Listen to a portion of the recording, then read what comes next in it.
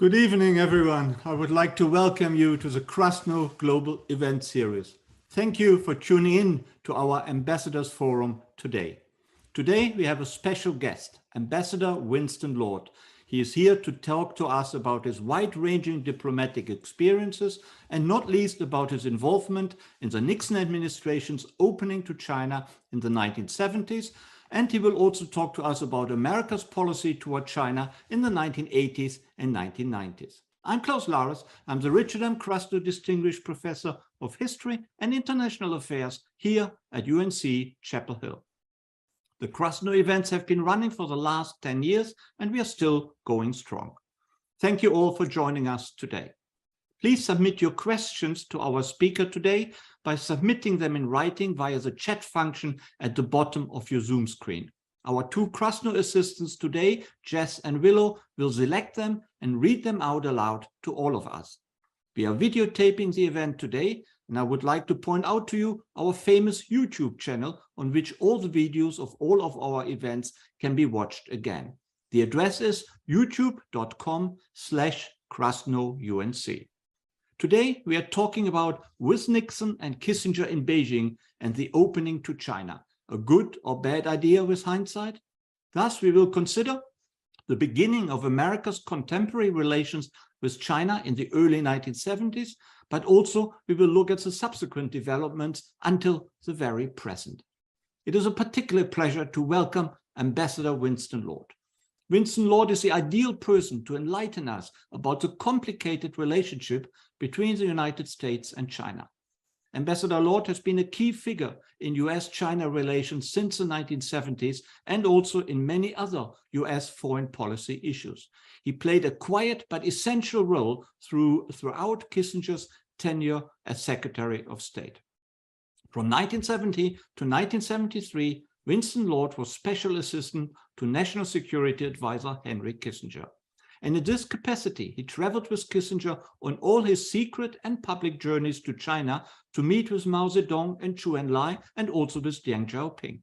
He also accompanied Richard Nixon on his historic trip to Beijing in 1972, and he accompanied President Ford on Ford's trip to China 3 years later in 1975. Lord was in every Nixon, Ford, and Kissinger meeting with Mao Zedong, Zhou Enlai, and Deng Xiaoping. In February 1972, when Nixon and Kissinger met with Mao Zedong, Winston Lord was the only other American diplomat in the room. Ambassador Lord also was Kissinger's top advisor on the Vietnam negotiations, and he was in every meeting with the North Vietnamese between 1970 and 1973. Winston Lord also was the principal drafter of the 1972 Shanghai Communique with China, which opened relations with Beijing, and he was the principal drafter of the 1973 Paris Peace Accords, which ended the Vietnam War.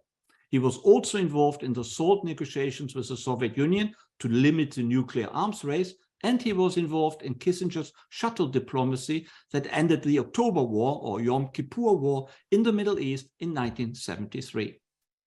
After having served as Kissinger's special assistant from 1973 to 1977, Ambassador Lord became director of the important policy planning staff in the State Department. Then he served for over 8 years as president of the Council on Foreign Relations. And in 1985, President Reagan appointed him as ambassador to China.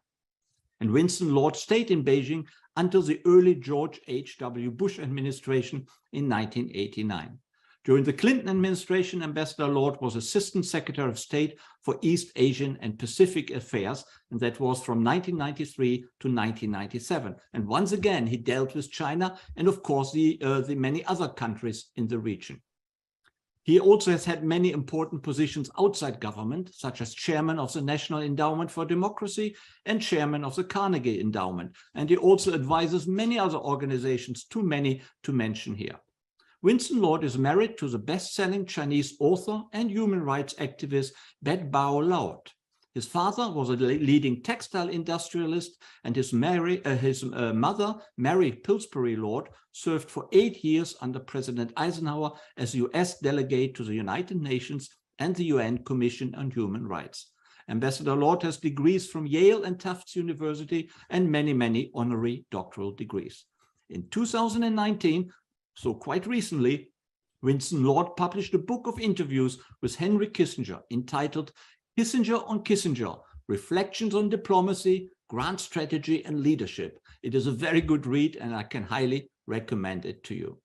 Winston Lord, it's a great pleasure to welcome you to the Krasno Global Event series at UNC. Thanks for finding the time to talk to us today.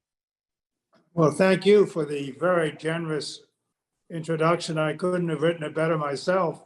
And I'm happy to be here for both personal reasons and timing reasons. Personally, because my daughter-in-law was an undergraduate at Chapel Hill, University of North Carolina, was a head cheerleader and gymnast. And so I root for them, and I noticed they have a 8-1 record in football, and they're ranked #1 in basketball. So there's much to cheer about.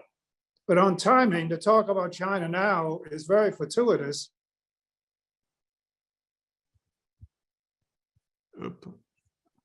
Important coming, where Xi cemented his authority.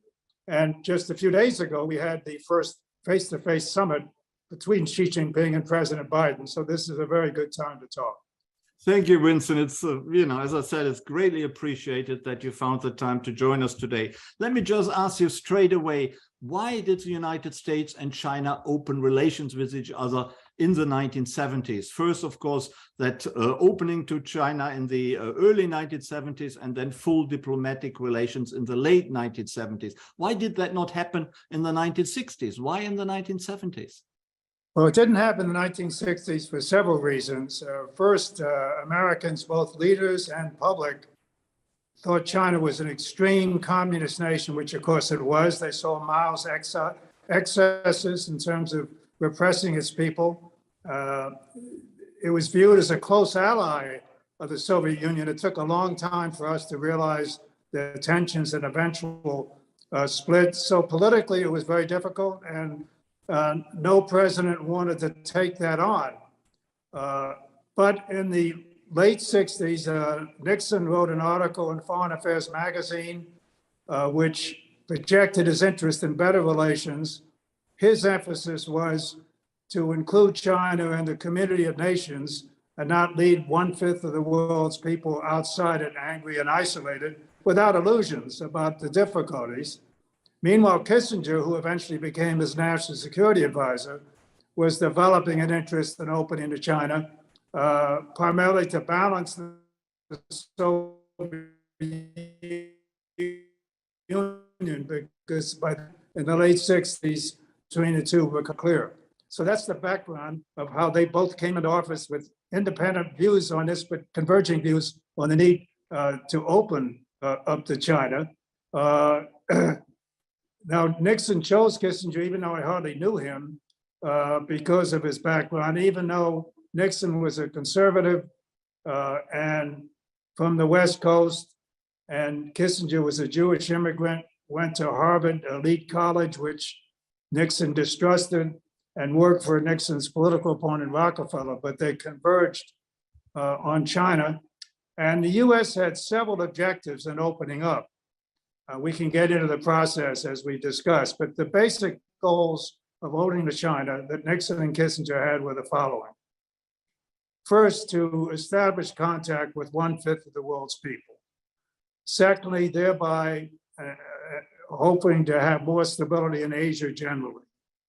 Thirdly, and perhaps most important, was to balance off the Soviet Union in the middle of a worldwide struggle during the Cold War.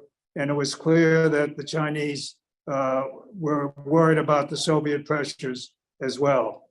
Fourthly, to get Chinese help on ending the Vietnam War, which Nixon inherited and had gone on for many years. And he felt that the Chinese, along with the Soviets, might have influence Hanoi to be reasonable in negotiations. And these objectives were more or less met in the coming years. But there were two other broader impacts that I think are just as significant.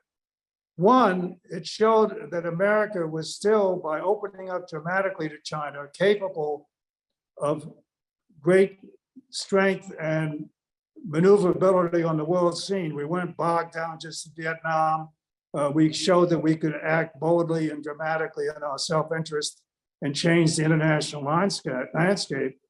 And secondly, it lifted the morale of the American people. The late 60s was a very difficult period with riots, assassination of our leaders, the Vietnam War, and many other problems.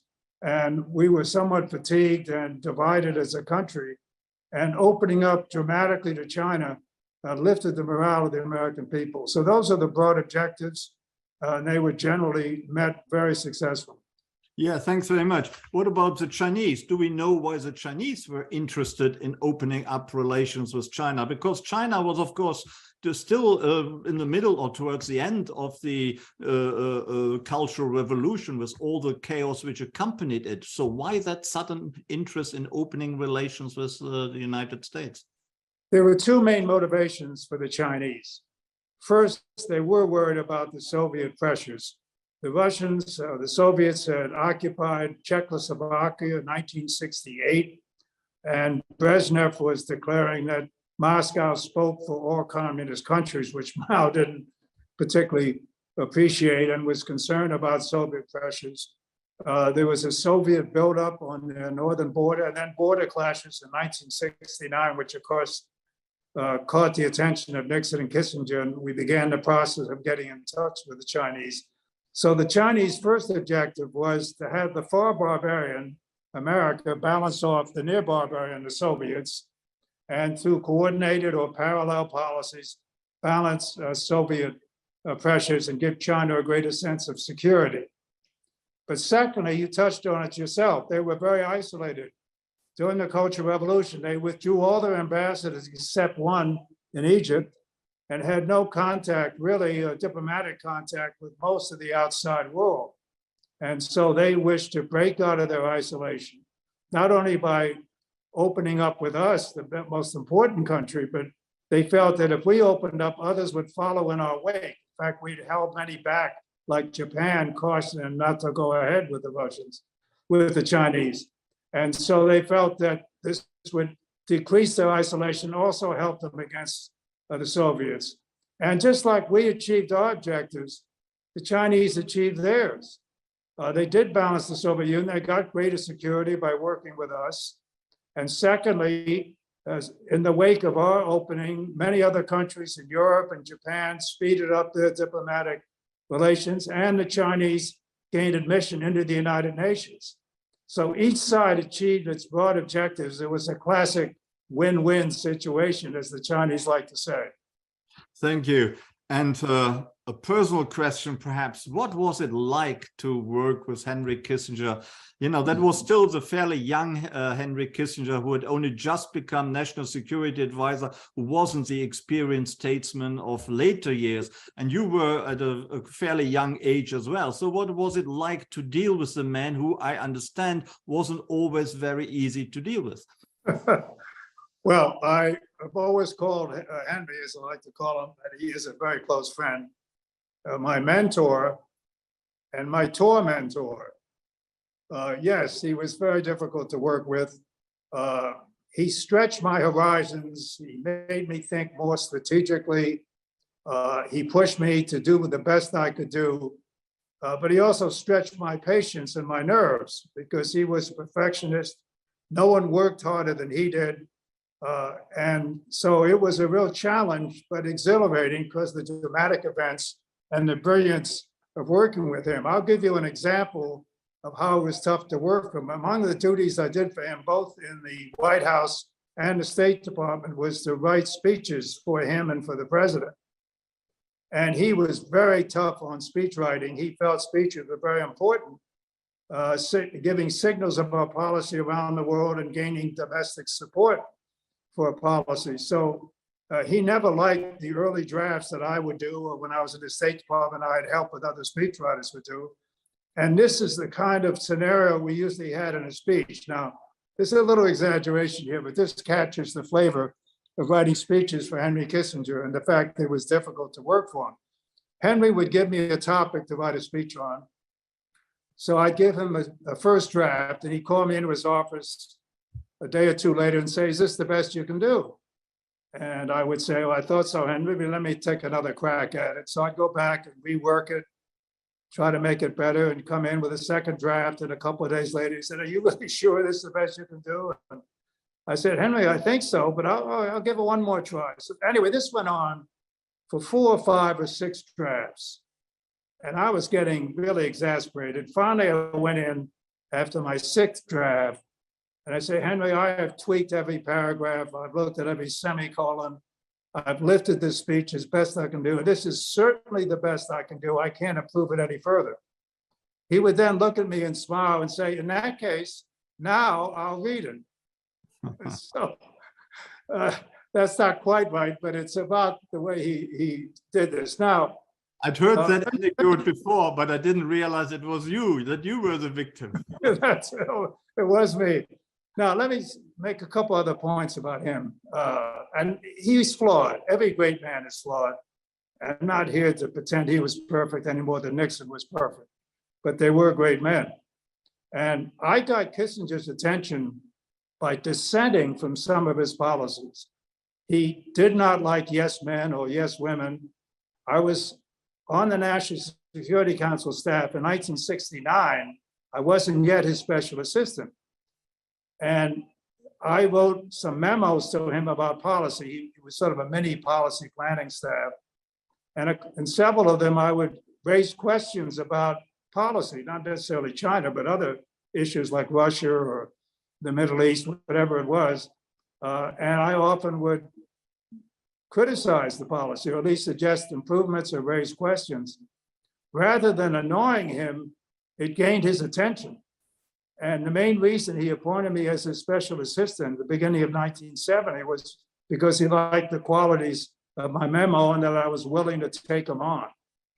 He was also very loyal to me, even though he would beat up on me like the rest of the staff in terms of demanding excellence.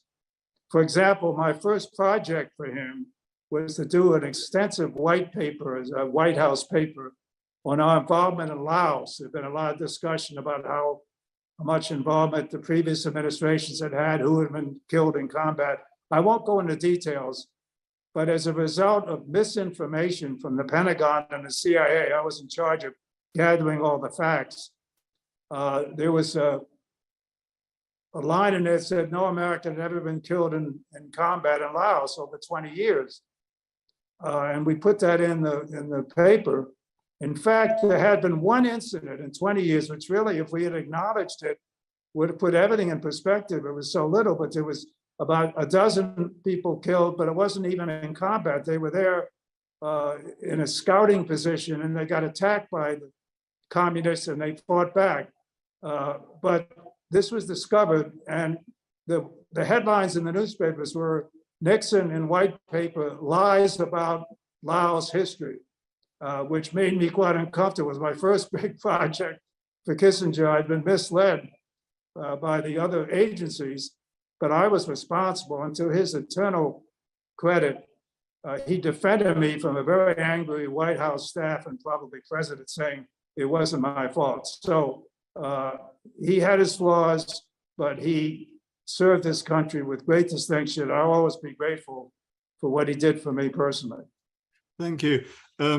And the opening to China policy, was that agreed by all in the White House, or was it quite controversial? Were there policy clashes also partially perhaps between Nixon and Kissinger, but also by others of their advisors?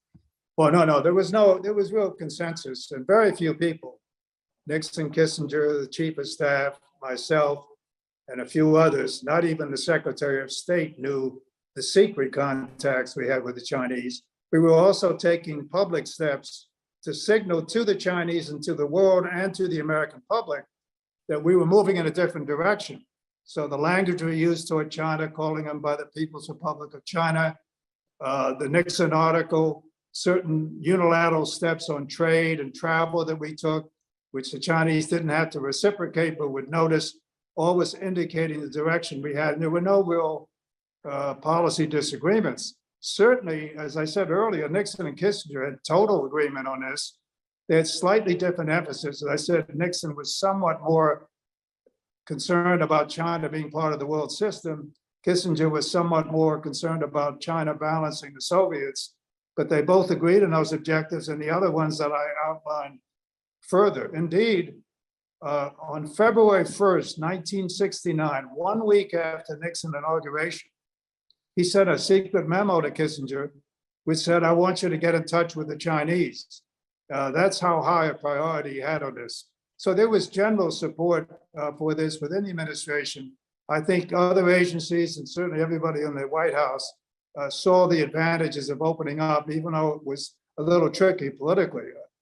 People say it was easy for Nixon to go to China, and it was somewhat easier than it would have been, say, from Mondale, who he beat in the election, because, Humphrey in the election, because Nixon being a hardline anti-communist, his right flank was protected.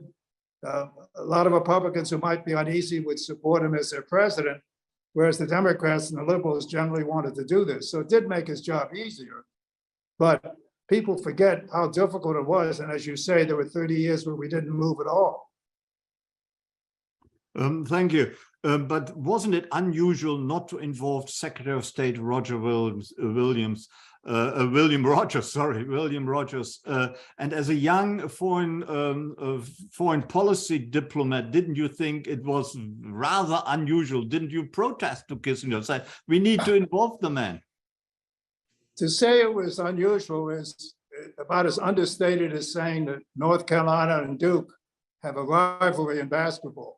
That's how understated that is. Yes, it was very unusual. It was a secrecy. In the first place, Nixon, who was by far the most able in foreign policy of any president I've worked for, and I worked for many presidents, he was clearly the most strategic and the most well-informed. He wanted to run foreign policy. He wanted to run out of the White House. And that's why he emboldened Kissinger to do it. He was suspicious of the State Department and other bureaucracies, either because they would drag their feet or they're too cautious. And indeed, many State Department advisors on Russia came to Nixon and said, don't open up with China. You hurt our relations with Moscow. But in fact, it improved our relations greatly immediately with Moscow. I did not protest. I saw the sensitivity of it. It was very uncomfortable. And there were and it wasn't just on China. It was on Russia negotiations. It was on the Vietnam negotiations. And Kissinger himself in his memoirs has said that it was a very awkward situation. He thought Rogers, the Secretary of State, handled it with great dignity. And you can argue that it shouldn't have been that close held. But if you look at results, it's tough to argue with the results. And many of these negotiations, like Vietnam and Russia and China, were very sensitive. You couldn't have public displays of what was going on. So I frankly did not object, although I thought it was awkward. And the reasons for secrecy of these negotiations, I think, were justified on balance, but it certainly was an unusual situation. But you have to look at the results, whether they could have been as successful with the wide attention within the bureaucracy and the lack of ability to maintain secrecy under the delicate situation. It's hard to judge. Mm-hmm. You said before that it was really the Soviet Union and balancing or being the laughing third in that escalating competition in the communist world between the Soviet Union and China, which motivated the United States or the Nixon administration.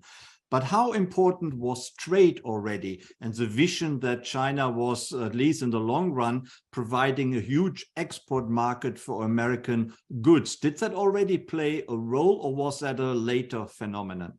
It was a later phenomenon. It really had no influence, or it was not an incentive, because then China was extremely poor and isolated. There was no prospects of any real trade between us in the near future. No one could have imagined the extraordinary growth of the Chinese economy in the last several decades. And so this was not a consideration. I mean, there were technical talks during the summit in 1972 while Nixon and Kissinger and I and a couple of others were dealing with the Chinese on Taiwan and the Shanghai Communique and Russia and Japan and other issues, and Vietnam. Secretary of State was in separate negotiations on trade on assets in both countries and on technical matters, but it really was just an attempt to establish a framework for future growth, but it was not a major incentive for either side and didn't become a real factor until at least a decade later. So it was all geopolitical rather than economic. It was all geopolitical. Okay, and tell us about your personal role.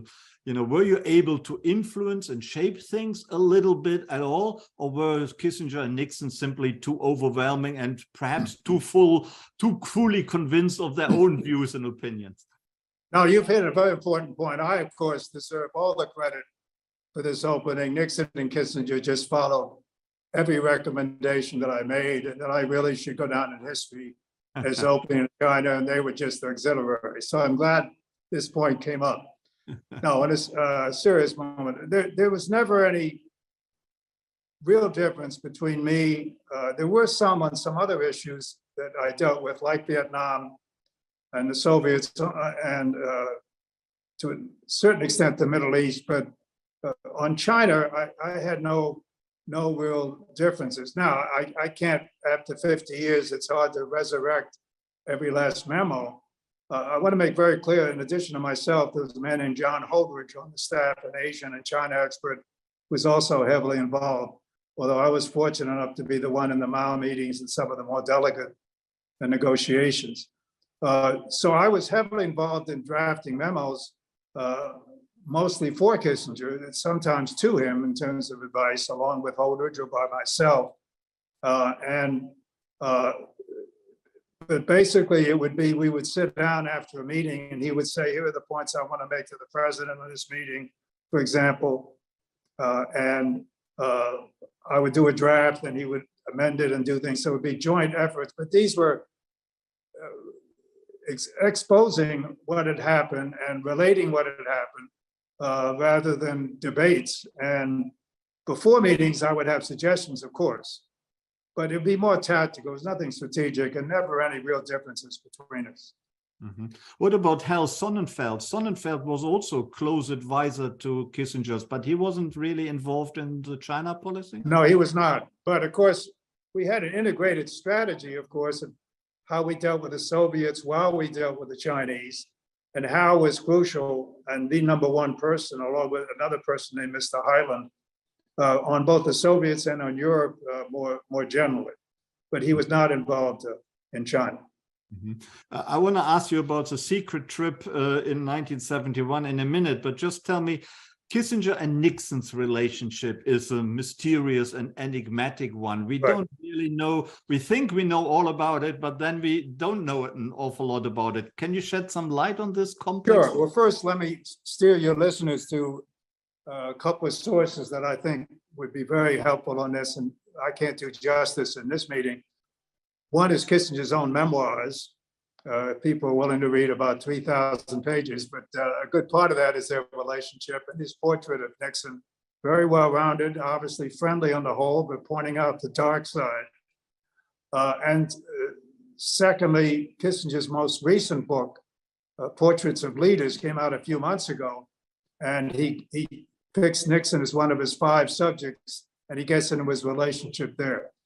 It was a complicated relationship for a variety of reasons I'll get into, but it was a very fortuitous one.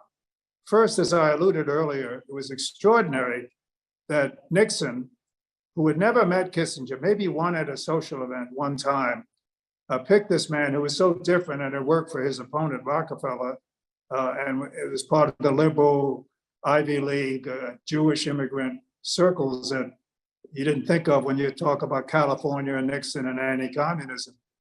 But he knew how brilliant this man was, and they complemented each other beautifully.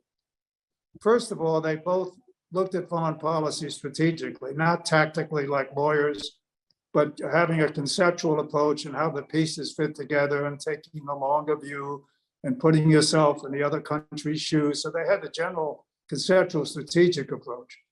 Secondly, both were extremely well versed in foreign policy. Nixon, by far, of any president, as I said, of course, Kissinger, that was his whole life, along with history. But thirdly, the way they worked together was really ideal. I've seen presidents who micromanage and get into every detail. I've seen presidents who leave everything to their top people, like the Secretary of State or the NSC advisor.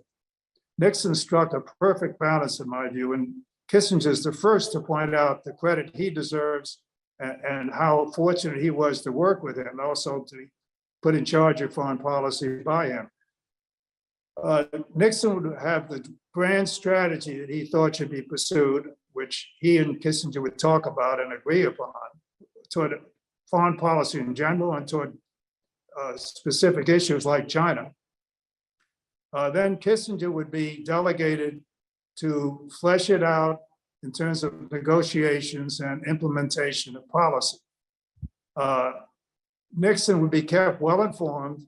Nixon would always be given a memo by Kissinger. Sometimes I helped to write these, but what our objectives were in a meeting, say with the Chinese, the Russians, the Vietnamese, and so on. And he would approve the basic approach as well as some of the specific positions.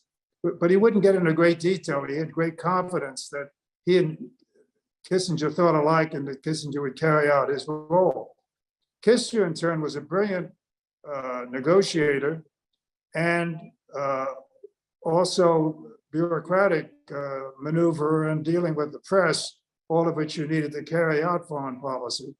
And so I think the combination was perfect in terms of how much detail Nixon did or did not get into, and the fact that they approached it in the same way. So that was the plus side. There were some tensions because as Kissinger grew in publicity and reputation in the early 1970s, Nixon was concerned, as was his staff above all, that Kissinger was getting too much credit. Also, that Kissinger was portraying himself on background to the press as sort of the good guy and reining in this tough guy at the top who might be too excessive in his policies and going to liberal parties in Georgetown, Washington. And Nixon was rightly concerned that he wanted to get credit for his policies and not have Kissinger intrude on it. So there always was this tension. A good example is Time magazine, I think it was in 1972 or 3, chose Nixon and Kissinger as co-men of the year. It wasn't persons in those days, it was usually men. Kissinger was horrified. He was obviously, he's got an ego. He didn't mind being chosen that, but he knew that Nixon would be enraged that they would join together. And so he tried to get Time magazine to make Nixon the only person as man of the year. So that was the sensitive side, but it's heavily overridden by the fantastic working relationship, the convergence of strategic visions, the division of labor, and it was a very effective team. Thank you. Is it true that Nixon actually considered firing Kissinger as national security advisor, but instead he made him Secretary of State in 1973? And that had something to do with Watergate, or how do you see that?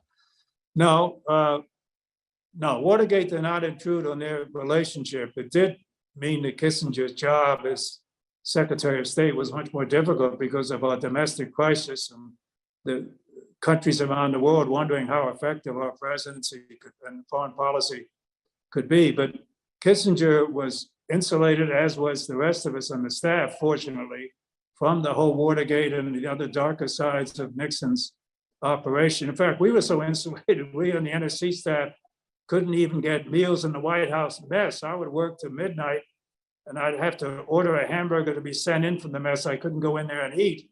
And we didn't even have parking privileges. So we were treated, because I think the Nixon staff was a little suspicious of the staff being sort of liberal and with State Department backgrounds and so on. In any event, we were insulated, so they never intruded. Now, as far as firing, I don't recall ever that there might be rumors of tension, but Nixon knew that Kissinger was too important, that his own historical legacy rested in part on Kissinger's carrying out his policies and doing such a good job.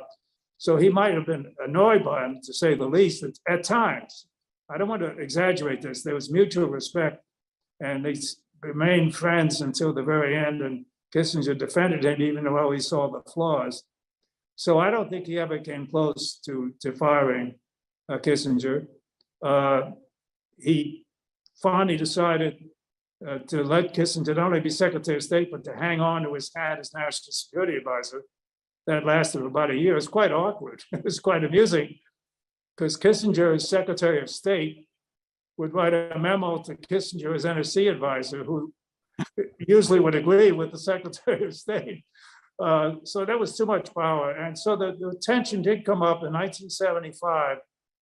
Ford kept Kissinger as Secretary of State, but not as National Security Advisor. He appointed General Scowcroft, who had been one of Kissinger's deputies.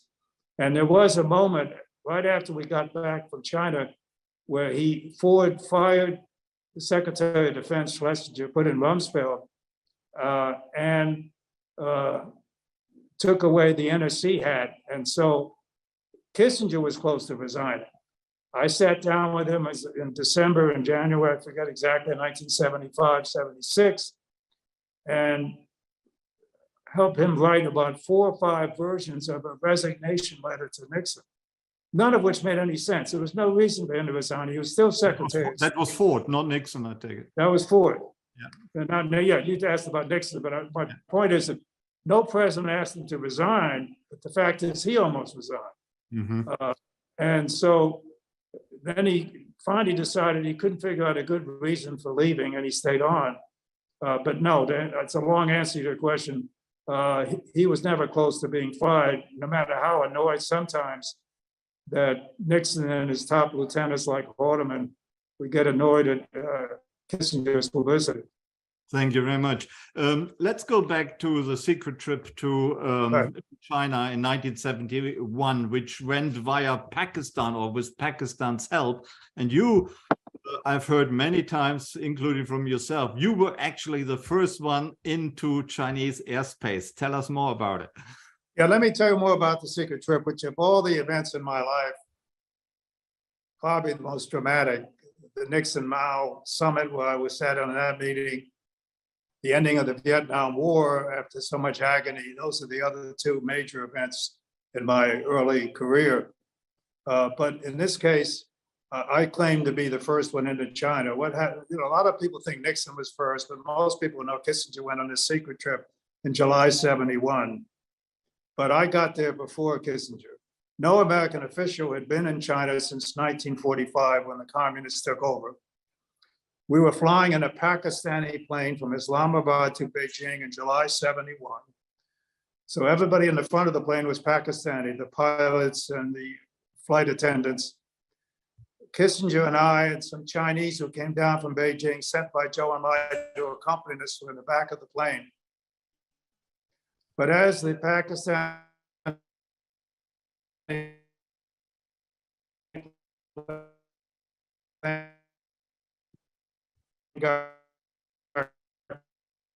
think we are hanging here. So I 1 millisecond. I've always claimed first American official into China, and Henry's too honest that I beat him into China. Yes. Ambassador Lord, you're frozen Hello? here, and we couldn't understand the last few sentences you've said. Yeah, can you hear? No, right now we have internet problems. I'm not sure what to do about that. Perhaps try to switch on again, and that would help. Could you switch on and off your equipment?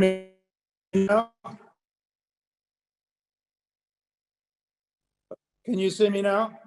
I can't see you now, but I can hear you. Can you switch on your camera? Yeah, that's fine.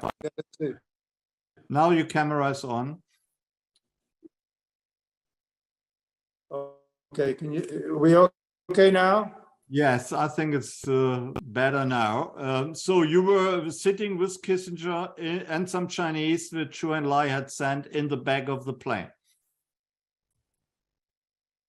That's right. And as we got close to the Chinese border, I was in the front of the plane more so than Kissinger, who stayed in the back. And so I was the first into Chinese territory. And Henry, to his credit, has always admitted this in his memoirs. But let me give you some other details about the secret trip, if I can. Can you hear me all right? Yes. Hello? Yes, I hear you. Can you hear me? Yes. Yes. We were going to Asia as part of a public trip to other countries as a cover, as an end in itself. We went to Vietnam, Cambodia, India, and Pakistan, but the whole idea was to sneak off from Pakistan, who had helped set up this meeting secretly. So I was going on this public trip, and before we left, Kissinger said to me, you know, I know you tell your wife everything. My wife is Chinese. She was born in Shanghai. And he said, I know you share secrets. She's very discreet, but this is one event you cannot tell your wife about, that we're going secretly to China, because if it ever leaks out, you and your wife will get blamed because she's Chinese. So you cannot tell her. And I promised Henry that I wouldn't tell my wife. But I also told my wife everything. If I go off on weekends for secret negotiations with the Vietnamese, I wanted to know what's going on. So I had to figure out a way to honor Henry's pledge, but also let my wife know what was going on. So as I was packing the night before we left for this public trip, I went over to the window. Now, in those days, the capital of China was known as Peking, not Beijing. And so I went to the window and I said to my wife, look out here, I think I see a Peking Tom. Now, it's a terrible pun, but she got the point. I said Peking. I didn't say anything more than that. That's all she needed to know. So I could tell Henry I never told her, but she knew exactly where we were going. So anyway, we go on this public trip and we're flying on a fairly cramped plane. Air Force Two was not available, with staff members from the NSC with us, many there for the other parts of the trip, India, Pakistan, and Vietnam, and so on. I was in charge of the briefing books, but we had 3 different versions, to get back to your earlier point about secrecy. We had a briefing book for those of us going into China, and it was just 4 of us, Kissinger and 2 others and myself, plus 2 Secret Service agents. And that gave all the details of what we were going to do in China, our talking points. Then there was another version for a few others who knew we were going to China but weren't going with us. So they didn't have to know the details, but needed enough to know the cover story. Then there was many on the plane who didn't even know we're going to China. And so every time I updated a briefing book for Kissinger, I would have to update 3 briefing books in this small airplane, keeping secret from each section what they shouldn't know. So I'd be exhausted, I'd go to sleep, and Henry would be, having taken a nap, would wake me up and have me do some more changes. He said it was the most extraordinary performance he had ever seen. It was exhilarating, but absolutely nerve-wracking. So anyway, when we're flying toward Beijing, and the cover story in Pakistan, which we had concocted with the Pakistanis, was that Kissinger was going to get sick while he was in Pakistan, go up to a hill house and recuperate for 48 hours. Meanwhile, we'd sneak off to Beijing.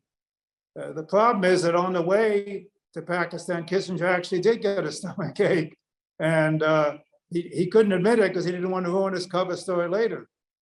So anyway, we take off secretly after a banquet in Pakistan, and we're on the airplane. I've already said how I was the first one into China.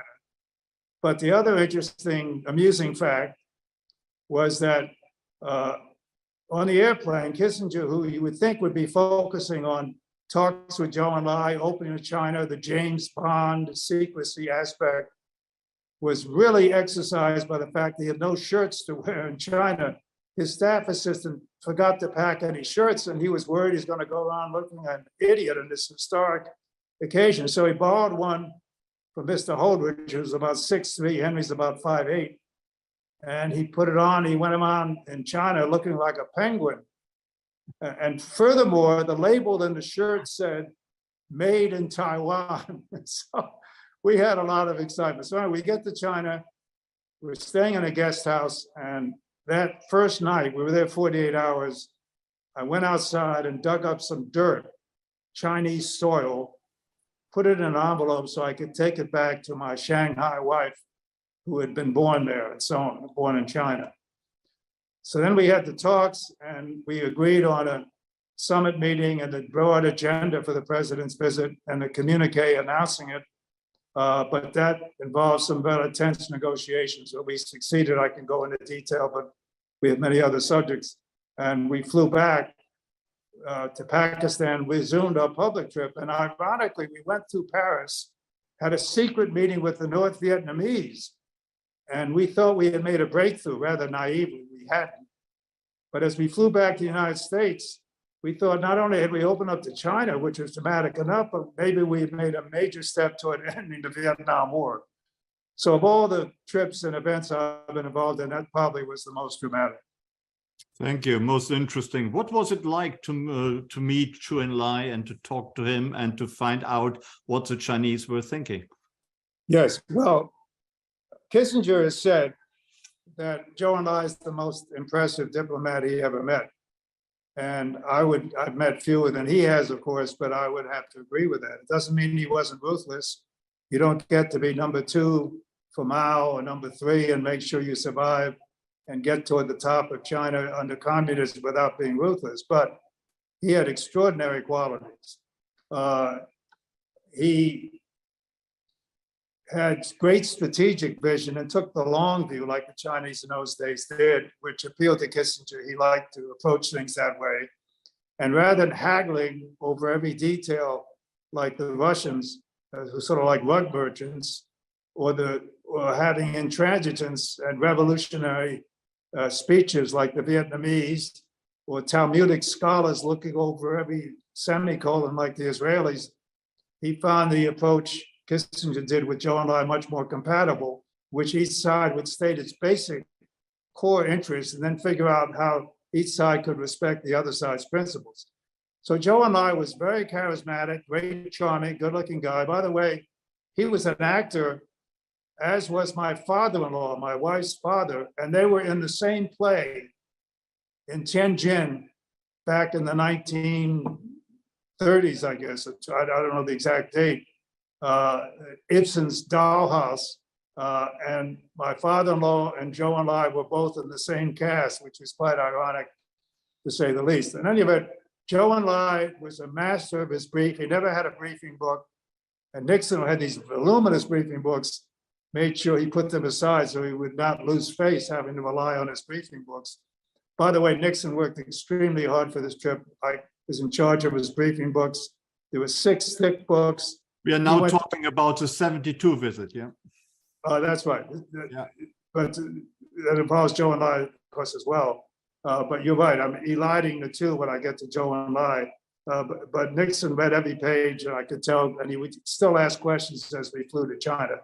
Getting back to Zhou Enlai, he could handle the tactical details. He was very well informed, but he also had the strategic vision, and he was very charismatic. And he was tough, but he tried to meet us part way. And he had very personal elements to him that were quite amazing. For example, when one of our staff was sick on one of our trips, he sent his personal doctor over to take care of that person.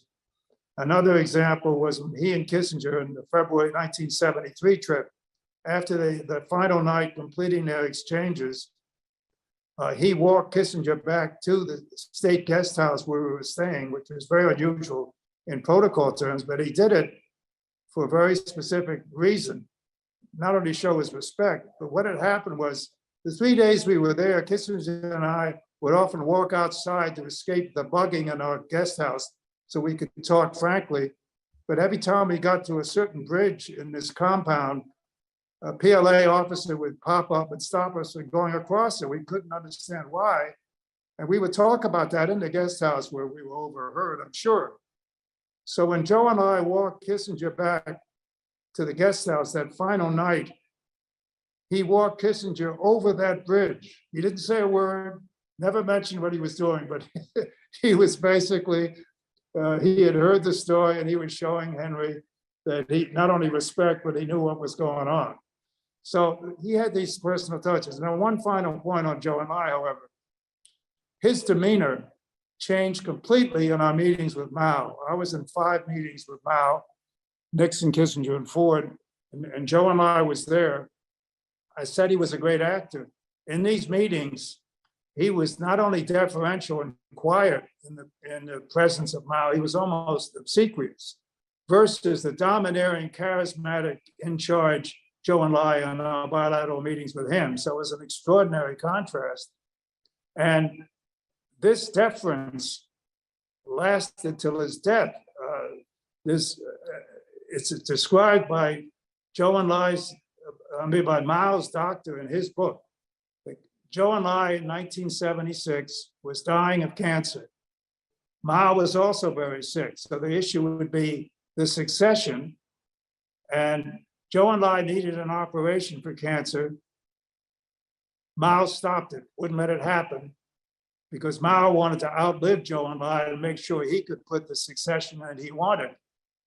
Now, the sad, twisted ending of the story is Zhou Enlai knew that Mao stopped him from getting an operation. I think he would have died anyway, I'm not sure. But despite that fact, as Zhou Enlai lay on his deathbed, he said, "Long live Chairman Mao." So this was a complicated person. And there's debate even to this day among Chinese too, of whether Zhou Enlai was a fantastic figure, relatively humane, reined in excesses of Mao, made the economy and government work where Mao was crazy, protected people and artifacts during the Cultural Revolution, and as a real hero, or whether he enabled Mao and was so deference to him and didn't challenge him really that he enabled Mao to carry out these excesses. I'm of the former view, but there is debate about his place in history. Mm-hmm. In 1971, on that secret trip, Kissinger did not, and you did not meet with Mao, but a year later, Nixon did meet with Mao. Can you explain to us why that didn't happen in 71 and what it was like to meet with Mao in 72? Sure. First of all, in 70. Now you're hanging again. We were going summit meeting. I'm sorry. Can you hear me? Now it's improving again. Yes, please. Yes. In 71, the secret trip was to see whether there would be a summit. Neither side could be sure it would work out after we'd been hostile to each other for 22 years. And so it was kept secret so as not to raise expectations, which might be dashed or have a humiliating defeat. And also so other countries wouldn't be attacking us and making our negotiations more difficult because they were concerned about the outcome. It would have been wildly out of protocol for Mao to meet with Kissinger in any event, given the levels of protocol. And also, we weren't sure yet it was going to be successful. Furthermore, Nixon would have been absolutely and correctly outraged that not only did Kissinger get there before him to set up the visit, which he instructed and had to have happen, but that the drama of meeting Mao would be taken by Kissinger first before him. So both sides knew it was inappropriate, it was premature. Of course, when Nixon came, they had to meet, and that was important. Now, I was very fortunate to sit in on a historic meeting. I've always been disappointed. There's an opera called Nixon in China, which is a good opera, by the way. And the climatic scene is the Nixon-Mao meeting. But unfortunately, only Nixon and Kissinger there. I was not there. I was hoping that Jonas Kaufman or Pavarotti or somebody would play my role, but I was cut out of that scene because I was cut out of the meeting and all publicly for many years. It happened this way. Within an hour or two after we arrived in China in 72, Nixon did at the guest house, Zhou and I came over and said, "The chairman wants to see you right away." This is typical emperor style where they summon you on short notice to a meeting, but we were delighted because this meant that Mao would put his stamp of approval on the opening at the very beginning of the visit, whereas normally he would wait to the end for a foreign leader's visit to meet with them. So we were delighted. Nixon asked Kissinger to go with him. And to my eternal gratitude, Kissinger asked me to go because I had been in charge of the briefing books. I'd been on the secret trip. He also wanted a good note taker so he could focus on the meeting and not have to take notes. And so we went to the meeting, but at the end of it, we can talk about the meeting and I'll talk about Mao. At the end of it, Nixon turned to Zhou Enlai and said, Mr. Lord was never at this meeting because he felt correctly that the humiliation of the Secretary of State not being present was bad enough if it was just Nixon and his national security advisor. But to have the third person be a 30-year-old assistant to the national security advisor, be me there instead of the Secretary of State, would have been too much. So when the Chinese came in with the communique with my name and the photo with me in it, these were all altered to keep my presence secret. And so the world, except for my wife and a few others, did not know for years that there were 3 Americans at this meeting, not just 2. The final footnote to this, that on a subsequent trip in February '73, when I went with Kissinger without any president, we were in a meeting with Zhou Enlai very late at night, and Zhou Enlai said the chairman wants to see Dr. Kissinger and Mr. Lord. Now, Chairman Mao wouldn't have known me from Lady Gaga, I don't think. But basically, what the Chinese were doing was very gracious. They knew that the world did not know I'd been at the first Mao meeting. They also knew that Kissinger could only take 1 person to the Mao meeting, and that I was the lowest in protocol. Liaison Office Chief George Bush was there, the National Security Advisor Scowcroft was there, high-ranking State Department official was there. I was low in the totem pole. There's no way that Kissinger could ask me to be the person at his meeting, even though the Chinese knew that he would want me there first of all. So by the chairman specifying my presence, that solved that problem. And I was very grateful. And Zhou Enlai gave me a picture of the Nixon-Mao meeting with me in it, proving that I was in fact there. Thanks very much. So tell us about the meeting. What was the meeting like, and actually what was achieved, which was perhaps of lasting consequence? Yes, well, the meeting almost didn't take place. We now hear in retrospect, but even then, Mao was very sick. In the 5 meetings, he kept getting sicker and sicker. And he looked frail in that meeting, but it was apparently a great act of willpower. He was already quite sick, and his doctor wasn't sure he could make it. So for that reason, the meeting only lasted an hour, although the importance of the meeting was it taking place, not the actual length. And at first, Kissinger and I, after the meeting talked, we were sort of disappointed, or at least puzzled, for the following reasons. We were used to the elaborate Mandarin discourse and strategic and tactical exchanges with Zhou Enlai. We hadn't, of course, met Mao, and Nixon was anxious to talk about substantive issues. In the course of the meeting, and this was Mao's style, it's true in all 5 meetings, he would not engage in long substantive exchanges. He would use aphorisms, similes, anecdotes, Chinese proverbs, even bawdy at times, satirical, with irony, and make his points with brushstrokes rather than exposition. For example, he would talk about concerns about the polar bear. Well, the polar bear was the Soviets to his north. He once in a meeting said, I want to send you 10 million Chinese women. Kissinger and I couldn't figure that out. I came back, my wife said he's having trouble with his wife, Madame Mao. And so he's explaining that, and the Gang of Four just came along. In the meeting, however, very important things were achieved.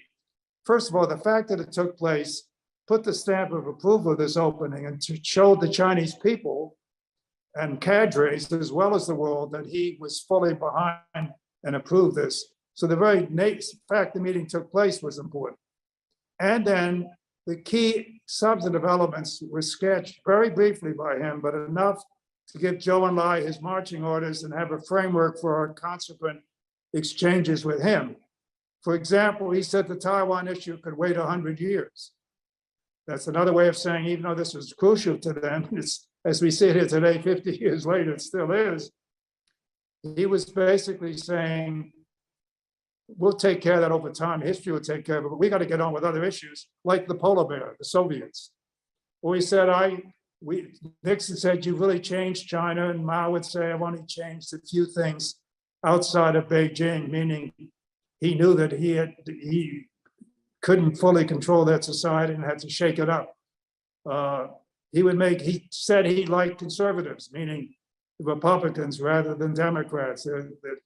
So he made a few sketch points like this, which basically set up the success of the visit, because it meant that the two sides with their great differences would be willing to postpone the insoluble one like Taiwan and others like ideology, and disagree on issues like Vietnam and so on, but get on with the business of, and their original motivations, namely to balance the Soviets and to for the Chinese to come out of isolation, for us to get help on Vietnam and other issues. And so that was the genius of the Shanghai communique, which, as you said, I helped to write, was to postpone the Taiwan question with ambiguous formulations. We said one China, but to this day, nobody knows quite what it means. And meanwhile, we talked about opposing hegemony, which was a warning signal against the Soviets. And so this was all set up in that first Mao meeting and elaborated by Zhou Enlai and Kissinger and in the Shanghai communique. Now, one last point about the Shanghai communique. We had drafted a good part of it in a previous public visit, October 71, in between the secret visit and the February 72 Nixon visit. And we submitted to Zhou Enlai a draft communique, which was sort of typical of diplomatic communiques, pointing out all the areas of agreement and convergence, sort of a feel-good document. It wasn't naive, it talked about differences. Zhou Enlai came back the next day and almost threw it on the floor in contempt. He checked with the chairman, said, "This is ridiculous. We've been fighting each other in Korea. We've been isolated for 22 years, attacking each other. And suddenly we're telling the world that we're good friends. This has no credibility. It will confuse our publics. It will shake up our respective allies. Let's have a document where we set out our respective positions where we don't agree, both in ideology and specific issues. And then in the few areas where we do agree, like hegemony and future contacts, they'll have more credibility and everyone will think we're realistic and not double dealing on this." It was a brilliant move. Took some agonizing readjustment in the last 48 hours by us. So a good part of the communique had been fixed before the Nixon visit. Then we completed the Taiwan portion during that visit. That's a long answer to your question, but Mao meeting basically set up the success of the visit, both by the symbolism and by the substance. And he was a total contrast to Zhou Enlai in style in terms of the way he seemingly and casually went from one subject matter to another with just one or two sentences, but established the framework for the whole visit. Thank you. Was there ever any concern among Nixon and Kissinger and yourself that Mao, of course, had caused the deaths of millions of people with the famine in China? He had unleashed the Cultural Revolution, which had led to a lot of dead and displaced persons, to a lot of chaos, that negotiating with such a man was perhaps not the right thing to do. And also perhaps you couldn't rely on the results, that perhaps Nixon would be embarrassed in a major war if China did not stick to what was agreed at these meetings and in the Shanghai communique.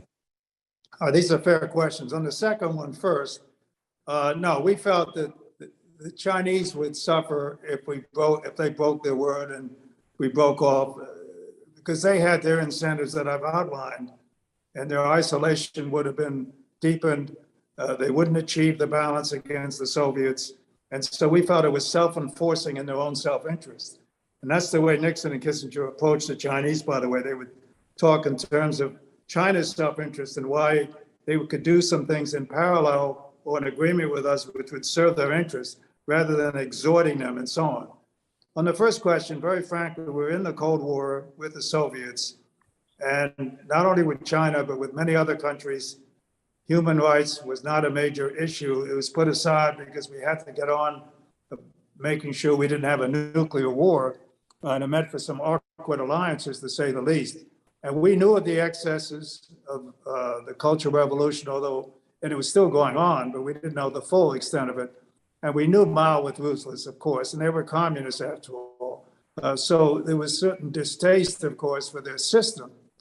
But the overriding perception then is that we had to get on with the geopolitical dimensions that I've sketched, and that we would hit a brick wall if we talked about human rights anyway. So very frankly, in the opening, human rights was not a factor. It became one, of course, later in our relationship. But this was not only true with China, it was true with a lot of unsavory governments that we worked with, because balancing the Soviets and preventing a nuclear war had to take prime consideration. And when actually meeting with Mao, that knowledge about his excesses was kind of pushed aside by his domineering personality, by the importance of the day, or how was that personal perception? Well, he was tough, but he was also jovial. And of course, we didn't raise the issue, to be honest. So he didn't have to take any position on it. And if we had, he would have pushed back very strongly. He says, none of your business. No, what I meant is, but you were aware of the excesses without even. Of course. Yeah. Well, we were. I would say, of course, we were aware of the ruthlessness. I mean, in the 1950s, the Great Leap Forward, the anti-rightist campaign, and then the Cultural Revolution, and just communist system in general. In fact, for a long time, you asked one of your first questions why we didn't normalize earlier with China. Well, in the 50s and early 60s, the perception in America that Mao and the Chinese were even more extreme than the Soviets. Mao used to talk cavalierly about nuclear weapons, and it basically said, there's a nuclear war, you might knock off a couple 100 million Chinese, but we got several 100 million more, So that was the perception, and it made the opening much more difficult earlier on. So yes, we were aware of the excesses. We didn't like them, but we also knew that we had a higher goal, at least in the short term, to do the kind of things I said we set out to do, the various objectives, and that it would be fruitless to raise it anyway and could have spoiled the opening. These are tough choices in diplomacy, where you have to balance off your values and human rights with geopolitical, economic, and security concerns. And it means for some compromises. And I do feel I'm strong on human rights. My mother took Eleanor Roosevelt's place, as you said, your introduction, ambassador to the Human Rights Commission. My wife is a human rights activist, has gotten a personal award from Clinton in the White House for her efforts, chairman of Freedom House and many other issues. So I was chairman of the National Endowment for Democracy. So I've always felt strongly about human rights, but I also did not object at the time to subsuming it for these other broader issues. Thank you. When you compare Nixon's trip in 1972 with the trip by Gerald Ford 3 years later in 1975, what had changed or what had developed? What was the difference between the trips? A total difference. The Ford trip, although we obviously both sides tried to say it was a success, got us nowhere. Now what had happened is the following. First, Nixon, I think, intended to try to have diplomatic relations with China in his second term, but of course he was removed because of Watergate. Ford had to look over his shoulder at Ronald Reagan, because Ford was, he moved up to the presidency, but Reagan challenged him in the primaries. And Ford had to be careful about his getting nominated again by the Republican Party. People forget that Reagan came pretty close, and Reagan was fiercely against the China opening and was very pro-Taiwan. And so anything Ford did that was controversial on Taiwan was going to get him in political trouble. So he didn't want to unravel the China initiative, but he couldn't do anything on Taiwan and couldn't really move ahead greatly with the Chinese. The Chinese, in turn, had their own succession issue. And by this time, Deng Xiaoping was in charge, and he was going to be struggling with a gang of 4 radicals who was going to take Mao and Zhou's place. He couldn't afford to look soft on Taiwan, which was the key issue between us either. So neither side could move forward in this. Furthermore, because of Watergate and congressional reassertion on foreign policy, despite Kissinger's heroic efforts, and he was successful to keep our foreign policy alive, including the China initiative, we just couldn't make dramatic steps. So the Ford visit was more of a holding action. It didn't set things back, but we couldn't move forward. And indeed, in setting up that trip, we went in, I believe, October 75, 2 months before the December trip. And the original idea when we went there was to spend several days in China, including outside of Beijing, have visit several cities, and have the trip China only. The trip went sufficient. In that October trip, though, to set it up, we got stiff-armed by the Chinese, partly for the reasons I mentioned. Deng had to show he was a tough guy at this point because of the succession. So there was no prospects of real success. And we were sufficiently annoyed by the Chinese hardline, we wanted to send them a signal. So when we got back to the United States, we did two things. First, we cut the proposed trip of several days down to about 2 or 3, only in Beijing, and we're not going to have Ford visit anywhere else. And secondly, we added Indonesia and Philippines to the itinerary, so it wasn't just a China trip. So we were indicating in advance we were not happy with the way they were proceeding. It went off well enough. It was not a disaster, and Deng, to his credit, tried to tell the press it was quite successful. So, but in fact, it was a total contrast to the success of the Nixon trip.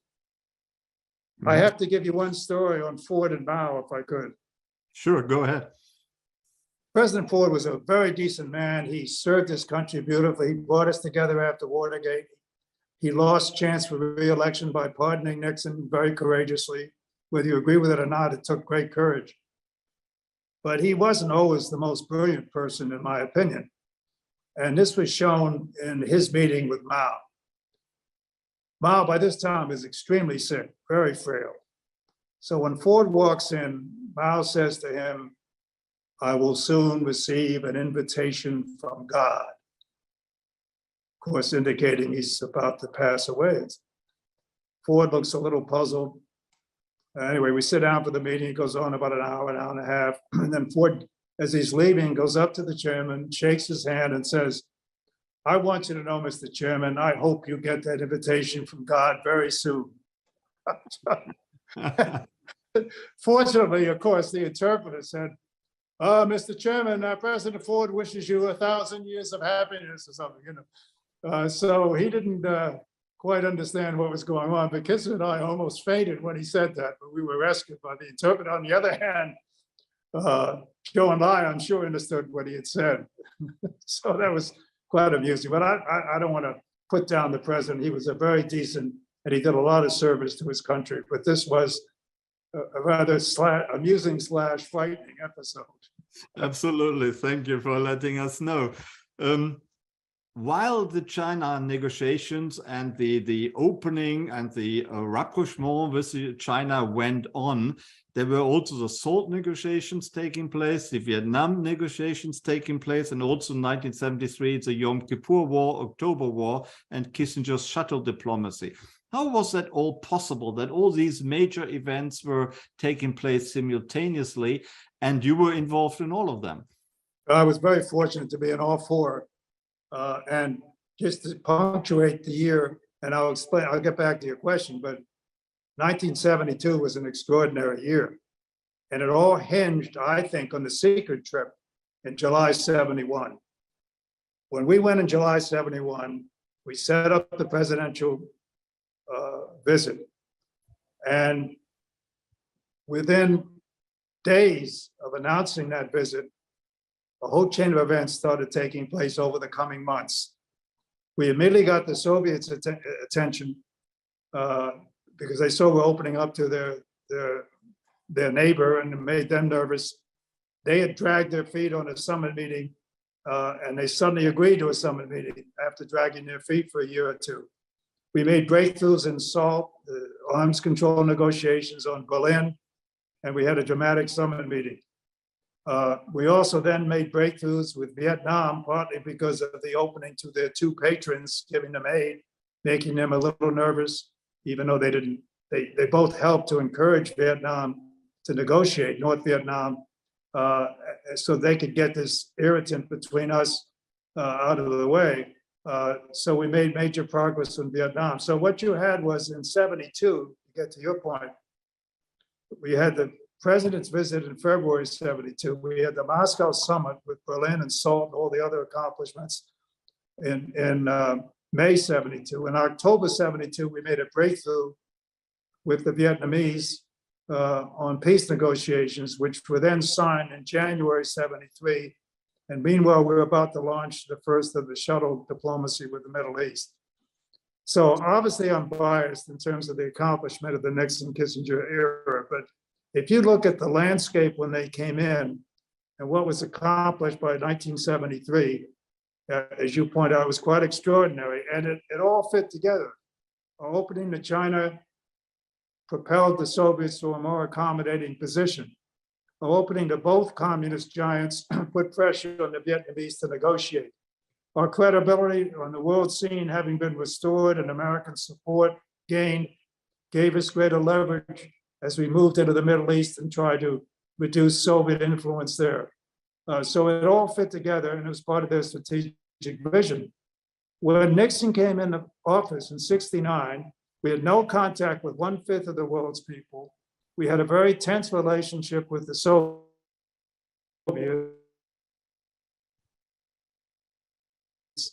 which was then stabilized, not normally dangerous, and handed on to next succeeding administrations. We had a Vietnam War raging on, and we ended that, and we had no real influence vis-a-vis the Soviets in most of the Middle East, and we managed to move in that area. So to take the landscape, both the foreign policy paralysis in the Vietnam War, the domestic unrest and assassinations and the cynicism, and to transform that landscape in 2 or 3 years is really quite an extraordinary achievement. You asked how was it done? It was because of the strategic fitting of the pieces together, and frankly, the brilliance of Nixon and Kissinger. Mm-hmm. Thank you. We need to rapidly move on because we have plenty of questions from our audience as well. But let me ask you about the 1980s. You became ambassador to China in 1985 and stayed until 1989, the early year of the George H.W. Bush administration. That was over 10 years after the first opening to China by Nixon and Kissinger. What was your impression? What had changed? How did you feel yourself by being suddenly back? You know, so you were now an established ambassador rather than a young aide to Henry Kissinger. Tell us about the difference. Well, first of all, I might point out that I think one of the listeners tonight was my deputy in China, man, and Peter Thompson, who was fantastic, helped me there and in the State Department in a later assignment. So if he were here, he could also give you some views. But I was very fortunate in my timing going to China. And I've always been grateful for President Reagan appointing me. By the way, I am bipartisan. I was appointed by Clinton as well as Reagan and Nixon and so on. And one reason Reagan appointed me because his wife, Nancy Reagan, had read my wife's novel, Spring Moon, a bestseller. And she was so enthralled by it, she told Reagan, you ought to appoint Lord as ambassador, you get 2 ambassadors at the price of 1, which was true, because she was an extraordinary partner in that effort. And we were very fortunate of the timing. Taiwan always hung over the relationship, but it was still an issue. But there's a third communique between us and the Chinese, which eased that issue in the early 80s. And the relationship was beginning to be more stabilized. And furthermore, the Chinese were relatively open in their discussions. It was still a communist repressed society, but you had leaders like Zhao Ziyang and Hu Yaobang and others who were discussing political reforms. So we were there. By the time I got there in '85, the tensions of Taiwan had been reduced and the relationship was more stable. And there was also more political openness in China, again, all relative. So while we were there, we would have dissidents, reformists, and government and party officials sitting around the dining room table in our embassy residence talking about political reform. My wife produced the play Cane Mutiny with the all-Chinese cast, brought Charlton Heston over from America to direct the cast. And that was rather subversive because it's about a crazy guy in charge of a ship. You think of, wow, a crazy guy in charge of China. And the contacts my embassy had, and all our officers, as well as my wife with reformers and so on, was really quite extraordinary. I'm not exaggerated. They weren't suddenly becoming a democracy, but it was by far the best time in US-China relations in the last 50 years, and by far the most open China. It's one reason people got optimistic that China might go in the right direction, become more open, which is dashed by Tiananmen Square. But we left just before the Tiananmen Square massacre. 1 week after Hu Yabang's funeral, and 1 week after his death, the day of his funeral, it was the first demonstrations in Tiananmen, and we left just as this was happening. And of course, after that, relations were very difficult. So they're doing an open period. So I was there. Obviously, it was the highlight of my career because I could work with my wife, who was Chinese and did so much. And because we were hopeful both in the relationship with China and relative direction they were going. We weren't naive. They were still communists, and they weren't going to become a Jeffersonian democracy overnight. So it was an exciting time and a hopeful time. And of course, all of us were dashed and terribly disappointed and angry about the Tiananmen Square massacre. In the middle of 1988, you spoke to the Democracy Salon at Tsinghua University.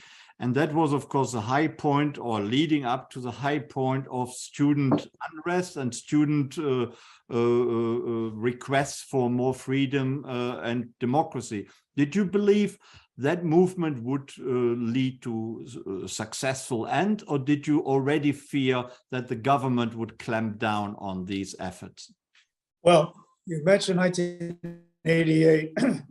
It was actually at Beijing University, Beida. Beida, not Tsinghua. It became known later as the. Yeah, that's a detail. It doesn't matter.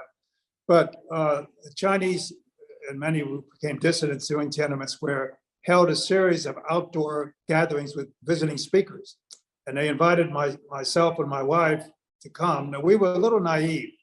We knew there was some concerns among students about free expression, certainly student living conditions, and the populace in general about inflation and corruption. And so we were noting that, but in '88, no one knew what was going to happen a year later.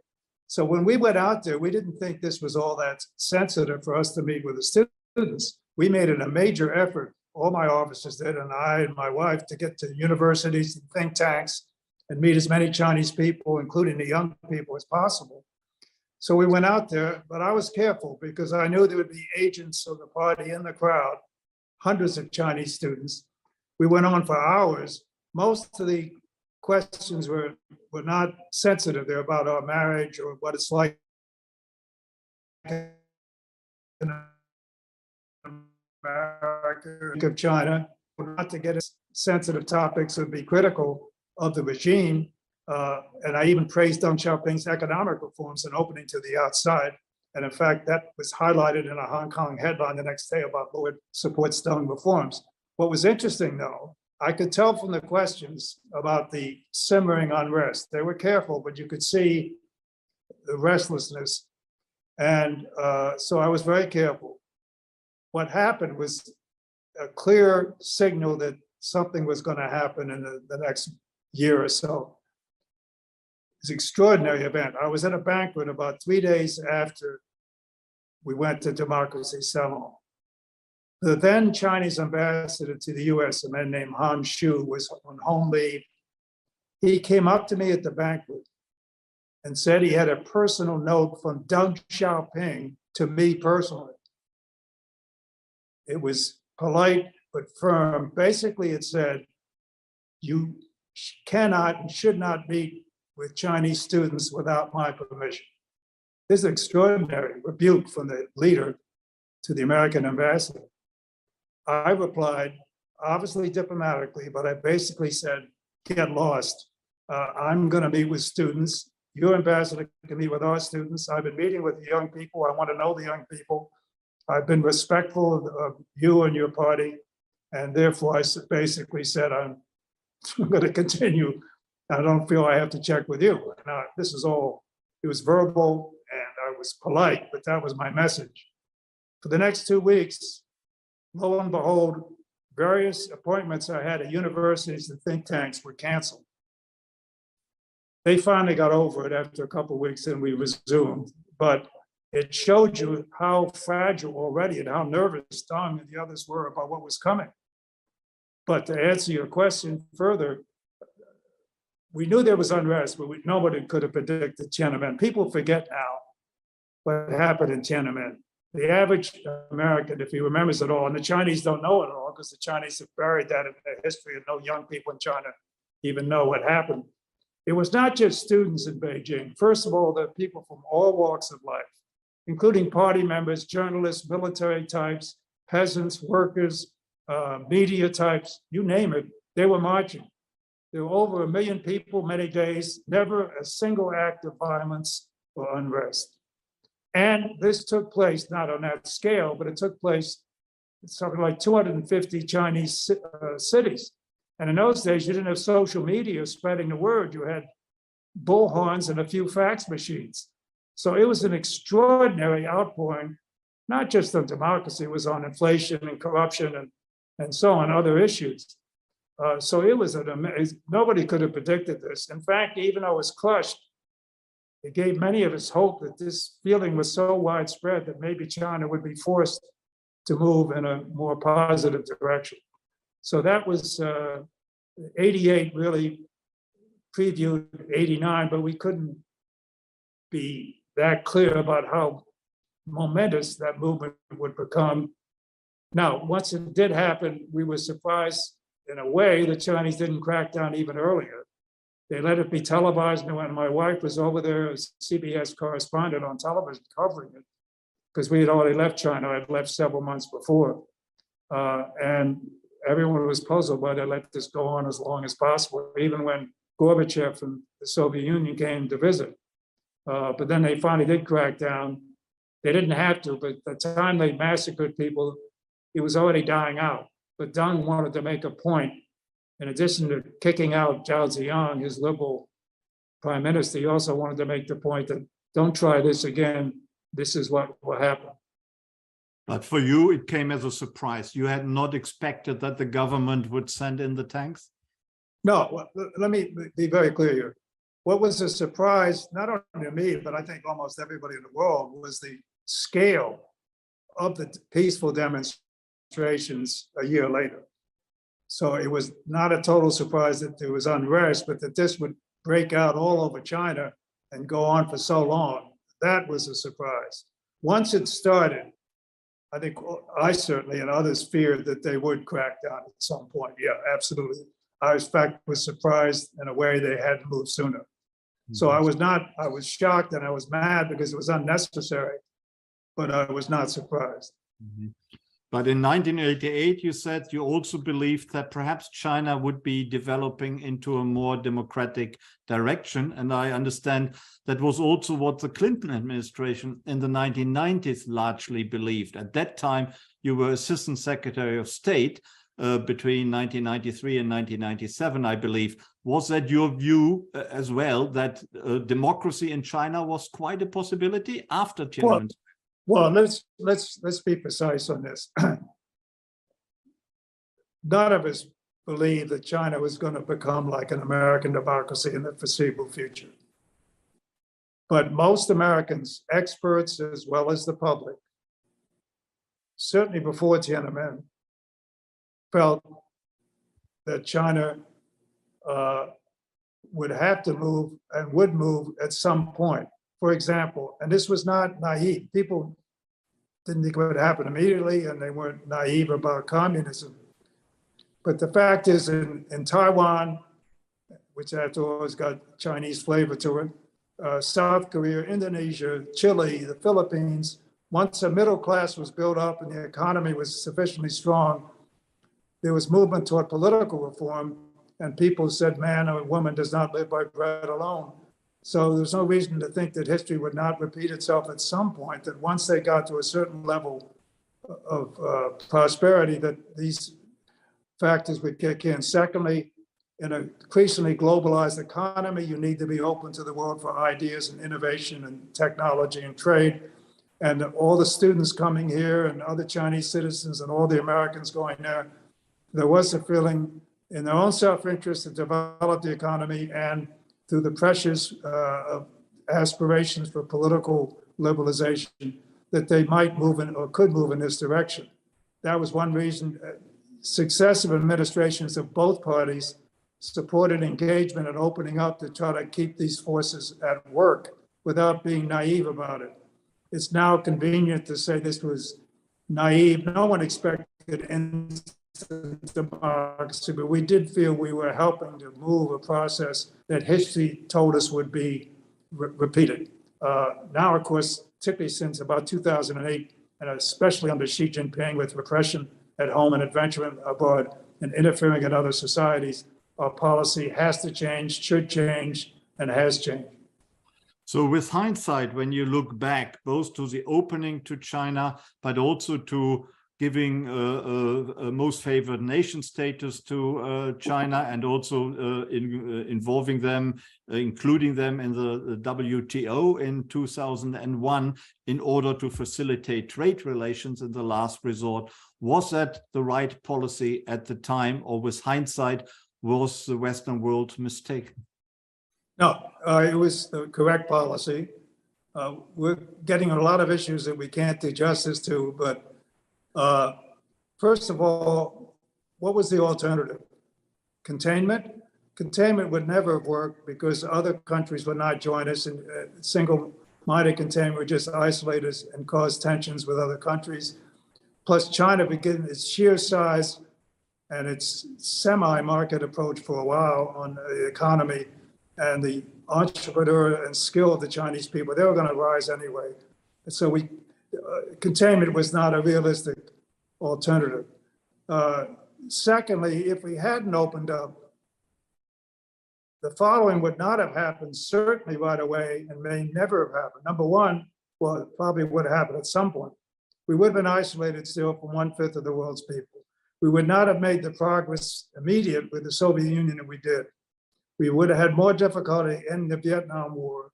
We would have had less credibility on the world stage, including on the Middle East. And so we had these immediate benefits. The Chinese had their benefits too, which would not have happened if we hadn't opened up. And then I've explained that since then, under several presidents of both parties, the feeling was, even after Tiananmen, after a while, the feeling was we could still try to steer the Chinese in the right direction by the opening, just by virtue of their self-interest. But no one ever thought this was going to lead to instant democracy. And it's revisionist to say that was our main goal, to change China's regime. No one ever thought that could happen, certainly by us. That has to be done by the Chinese people. But we did feel the policy engagement could nurture that process. Until, as I say, China really began turning in a much harsher direction, particularly under Xi. So the hope change through trade was quite justified at the time, but Well, that was the feeling. The WTO you mentioned, that was under administration I wasn't serving in, but I supported it, feeling it forced them to reform their economy. And in those days, they had a man named Zhu Wenji in charge of their economy, and so on, that indicated they wanted to open up that economy more, which would be in our self-interest in terms of American exports and jobs and investment. And again, by opening China economically, the hope was it might open them a little bit politically, again, without being naive. But if the Chinese observed all the WTO agreements and we extracted some good concessions on paper, these benefits would have flown for that. They violated a good many of them. Mm-hmm. And so we have been disappointed there as well.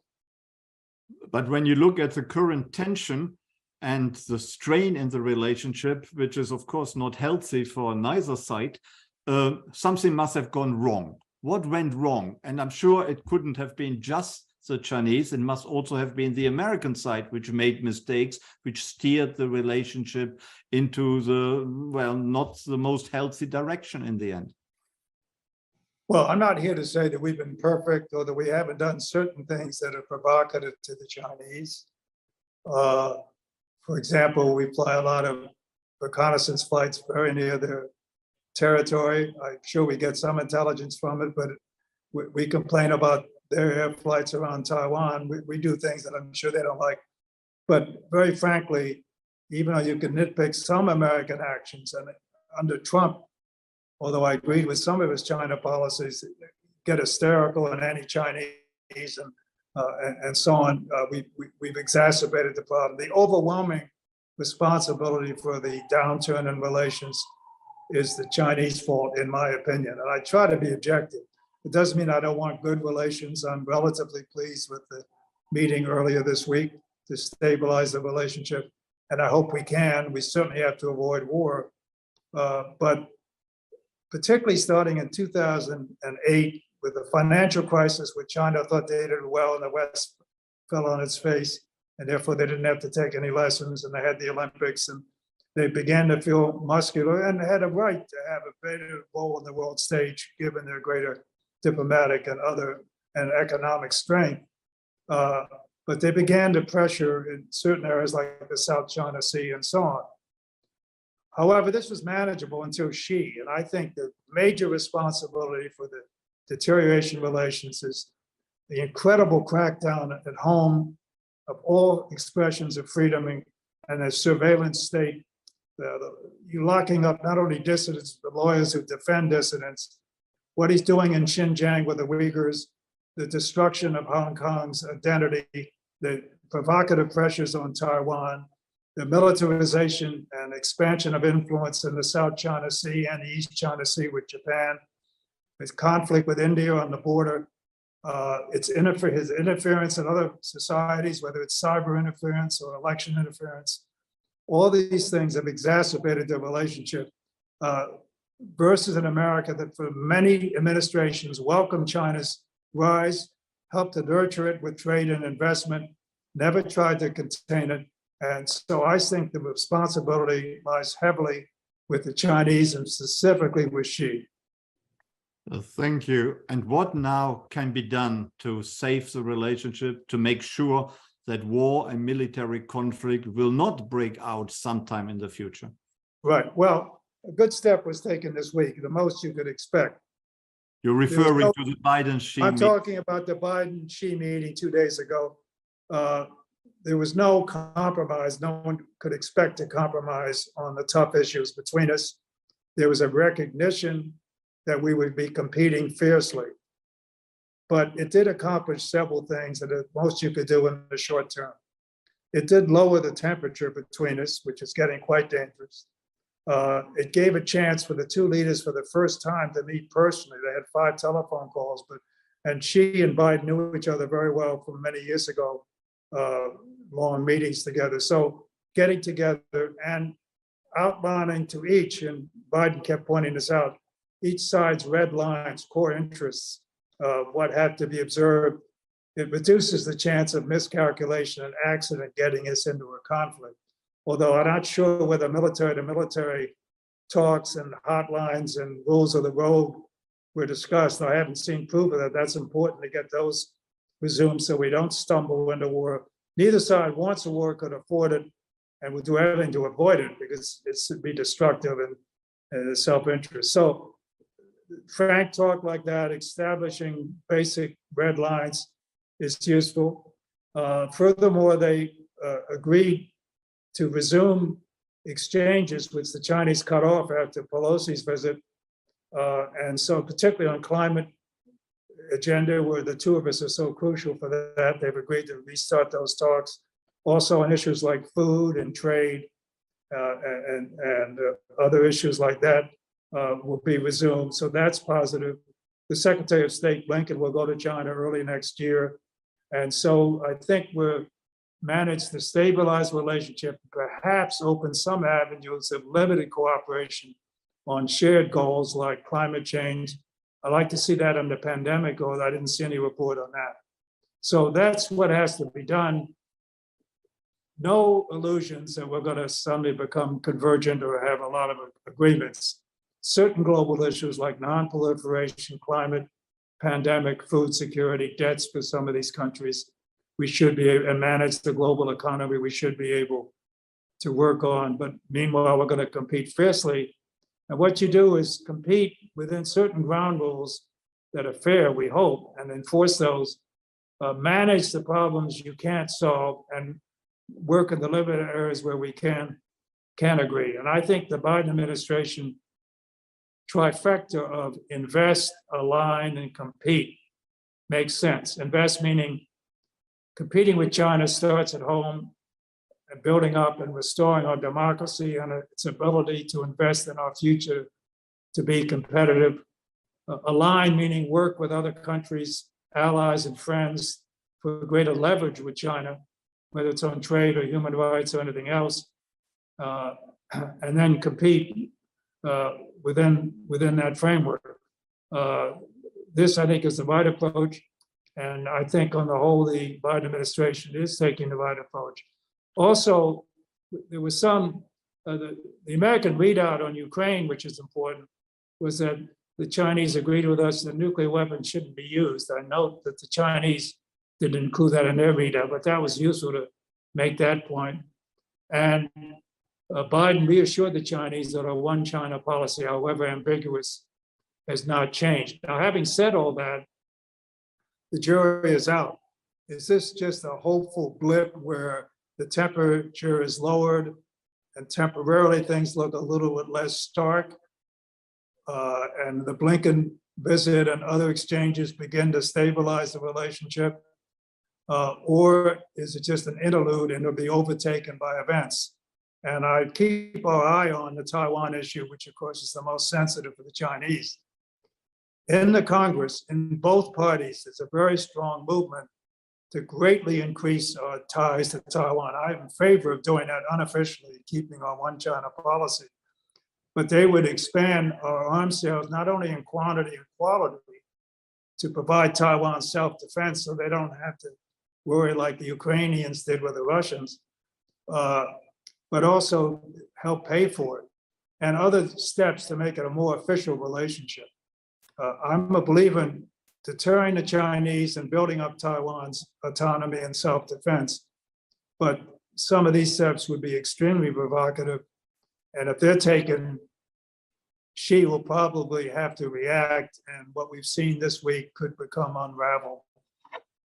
Thank you. But you don't believe in decoupling and the spheres of influence world, do you? No, I believe in continuing as many exchanges as possible. I think some decoupling, it's impossible across the board and not in anybody's interest, including our own self-interest, in terms of the intertwining of our economies. That's what's different from the Cold War. We had no economic action with the Soviets. So that's not going to happen. However, there are some legitimate security concerns, and I would consider, include in that, export of chips, microchips that we recently did, a huge step, by the way. But what we ought to do is pick a few areas of genuine security concerns and build high walls and restrictions on them, but not spill over to other areas that are less threatening. We ought to maintain as much trade as we can, consistent with our security interests. And we ought to maintain Chinese students and scientists and other exchanges taking place as much as possible. Thank you very much, Ambassador Winston Lord. Thank you very much for your insights and interesting illumination of the opening to China and your personal experiences and involvement in that. We have plenty of questions waiting for us. And if I may ask you to stay with us for a little while, then I would like to ask Willow to ask the first question, please. Okay. Certainly. Thank you so much for joining us today. We have a lot of very interesting questions from the audience members. So we're going to start with something a little bit more modern. Someone asks, in recent years, with the rapid growth and global dominance of China, some folks have been feeling some degree of regret over opening up to China. Do you feel as though China would have achieved this level of global competitiveness if the US had not been so involved in opening up the Chinese economy? Well, we partially addressed that question earlier. I think it's fair to say if the US had no trade or investment or technology openness to China, along with other countries like Japan and Western Europe, of course, China wouldn't have grown so fast. There's no question about that. I think, though, as I said earlier, they were going to grow in any event, it would have been dangerous to try to contain them and ineffective because we wouldn't be joined.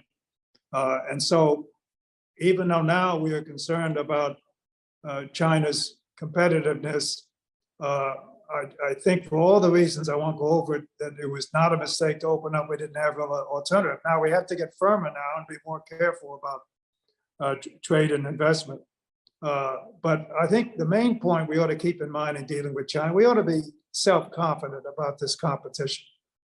First of all, China does deserve greater seats at the table and more influence in world affairs, as long as they respect international law and norms and stop interfering in other countries' societies. So, secondly, we're not a hegemonic or imperialist nation, and it's not our nature nor in our interest to try to keep them down, nor would have been possible. And above all, we ought to feel we can be self-confident. I want to get time to other questions, but very quickly, this should be a Sputnik moment for us. We ought to greet the Chinese challenge as a way to wake us up.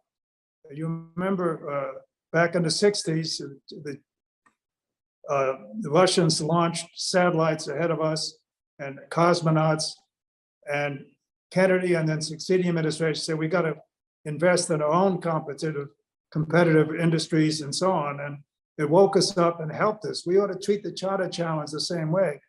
If, and it's a big if, we can get our act together in terms of the polarization in this country, getting our democracy on a healthy state, and we can get some investments to compete in the future.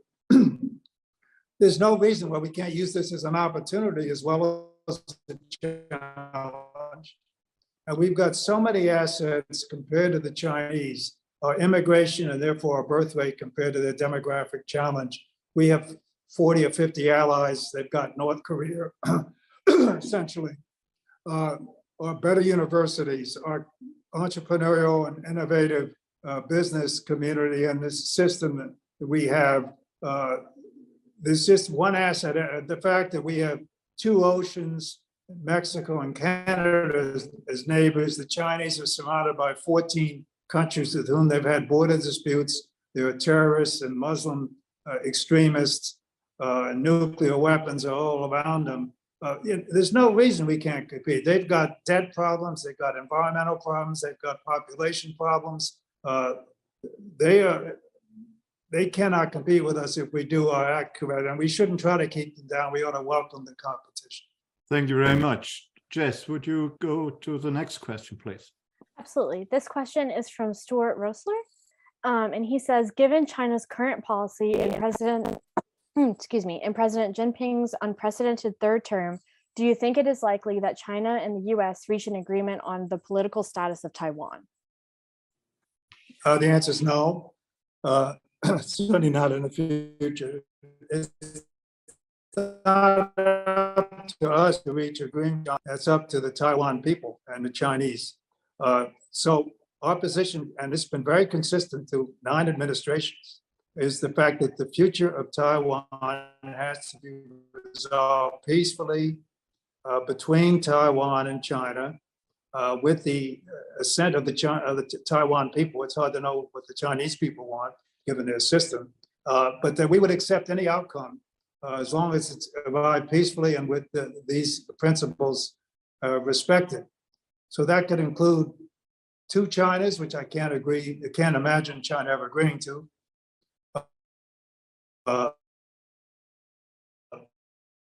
Independence, hard to envisage coming from the Chinese side, or anything in between. But that's going to be determined by China, 2 sides of the straits, not by us.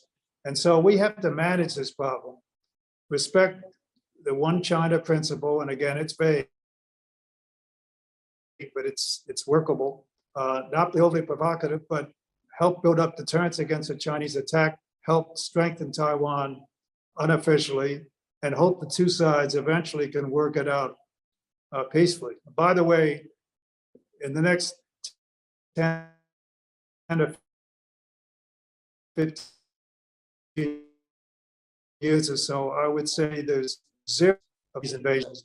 There is a danger, however, of accidents or miscalculations, particularly given Chinese provocations in air and sea space around Taiwan. And there's a danger that they could choke Taiwan economically economically more with boycotts of what to do on the offshore island as far ahead as I can see. And not everyone agrees with me on that, but that's my view. Thank you, Ambassador Lord. Unfortunately, the quality of the internet is hanging again, but let's go to the next question by Willow. But it was good to hear that you're not expecting that an imminent invasion of Taiwan is just round the corner. Willow, would you like to ask the next question? Well, was some of my answer not heard or what? Is that what you're saying? No. Let me ask Willow for the next question. Yeah. We go to the next question. Yeah. Yeah. This is going to be a question about the actual opening up or China's decision to actually open up to the US. How much, if at all, did the strong trade relations between Japan and the US during the 60s and 70s impact China's decision to open up? As I understand, the question is whether China was compelled to open up by the trade between US and Japan. Yes. Yes. No, that wasn't a factor. No, the Chinese had two major factors on their side. One was get out of their isolation and with more diplomatic relations, get in the UN, and the other to balance the Soviet threat. So trade and these other issues, crucial as it is today to China, was not at all a factor then. Now, Japan, they were always concerned about. We made the point. Can you still hear me all right? Yes, it has improved again. Kissinger and Nixon made the point to the Chinese that they should welcome our alliance with Japan because this meant Japan didn't feel it had to militarize. The Chinese had a horrible experience, of course, with Japan in World War II, and they're always worried about Japan becoming a military power again. We said that Japan felt secure under a nuclear umbrella and China should welcome our ties. At first, Joe and I disagreed. He was against all alliances, but it showed you how diplomatic exchanges can have an impact. And over time, the Chinese began to accept that view, and they felt that our relations with Japan should be good. Indeed, one meeting that Kissinger had with Mao, he scolded Kissinger for not paying enough attention to Tokyo. And in fact, Kissinger then, not because of that, he's going to do it anyway, visited Japan about 8 or 9 times to mend the tensions that had arisen with the opening. Because when we opened to China, we caught Japan flat-footed. They had been holding back for us and were surprised by our opening to China. Thank you very much. Jess, would you answer the next question, please?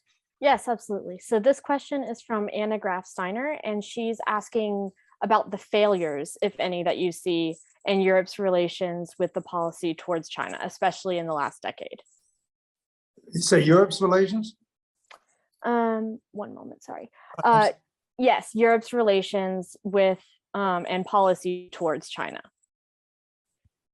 Well, again, it's more accentuated under Xi, where the view on China has become much more polarized until the last couple of years, where I think just as Europe made a mistake, particularly Germany, if I may so to my host, of relying too much on the Soviets for energy.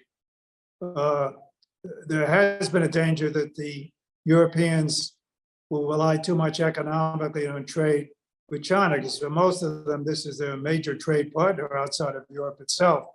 And so at times, I felt that the Europeans have been a little soft on China.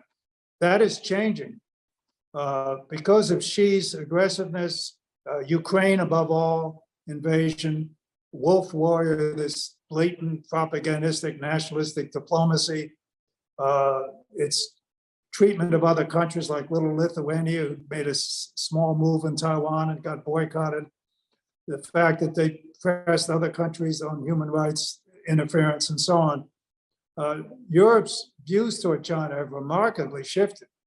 And now they are now saying in their spokesman and their security documents that China is a real problem. Now, they don't want bad relations. They don't want to have to choose completely between us and China, like most countries don't want to do that either, but they're more skeptical, and I think they're more concerned about over-reliance on China. So I wouldn't say there were huge mistakes. I do feel in the 90s and the first part of this century, Up until the last few years, I felt Europe was not quite as firm on China as we would have liked in terms of a united front.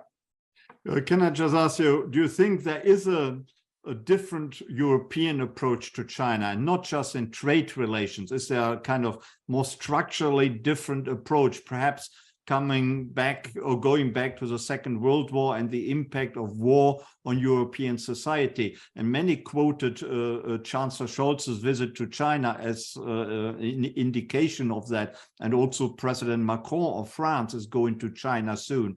So do we really have a divided European and American approach to China? Much less divided, as I've indicated, than it used to be. And even then, it wasn't blatant divisions, but whether it was pressing the Chinese on trade or on human rights or concern about other actions, I think that has been changing. And I think the gap between us, which was never terribly blatant, is now further narrowed to the point that Europe's even taking an interest in Asian security, whether it's the UK submarine deal with, the UK joining us with Australia and so on. The other efforts by the French have been selling around the South China Sea. There's a resistance to the Chinese trade practices. There's some resistance and worries about security of certain investments. So I think that gap is narrowed. I personally don't have a problem with Scholz and Macron going to China. It's a little awkward now, particularly given the Chinese closeness to Ukraine, which is so important to Europe. But if they're carrying the message to the Chinese that the Russians are threatening nuclear war, that they ruin the sovereignty or try to ruin the sovereignty of a neighboring country and territorial integrity, which is supposed to be basic Chinese principles, that they've gotten close to the Russians and enabled them just as they went into Ukraine. If this message is carried forward, and if there's sufficient balance in the approach they take with the Chinese, they can deliver some useful messages. I don't think the Scholz visit was all that bad. It didn't seem to me that he undercut the US position. He made the statement that both sides, meaning the Chinese and the Germans, agreed that nuclear weapons would never be used. That's a clear slap at the Soviet Union. So I feel better about US-European collaboration on China policy than ever before. And we're careful never to tell the Europeans or the Asians that they have to blatantly choose sides and so on. But we do have an objective of aligning with them on trade, human rights, and aggression in some other areas as much as we can. And I think that's happened. So I feel pretty good about US-Europe relations on China. Well, that's good to hear. Thank you. Willow, can we come to the next question?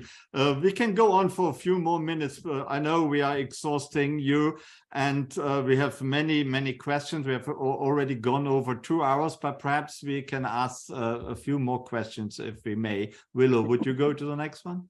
Well, you have to increase my compensation fee for this. Absolutely. We'll send millions your way. We have a couple other questions left. So Shu Tao asks, to what extent has China's domestic politics affected the bilateral relationship in recent years? And then I would add on to that, to what extent has China's domestic politics been affected by the relationship between China and the US? Well, it's greatly affected the relationship. Chinese foreign policy, and including relations with us, proceeds from the domestic policy. And the overriding objective has always been for Chinese leaders is the maintenance of the Communist Party in charge and stability and lack of dissent in their society. This has been greatly increased repression and surveillance under Xi. And the human rights abuses that I mentioned, including the Uyghurs in Tibet, and what's happened in Hong Kong and all the repression has greatly turned off American leaders and public. I mean, it's always been repression, but it's been so much stepped up that has increased the Americans' antagonism, not toward the Chinese people, let's make this clear, but toward the Communist Party and Xi. So that in turn, Xi is overwhelmed by his concern for security and stability. He's putting that even above economic interests by cutting off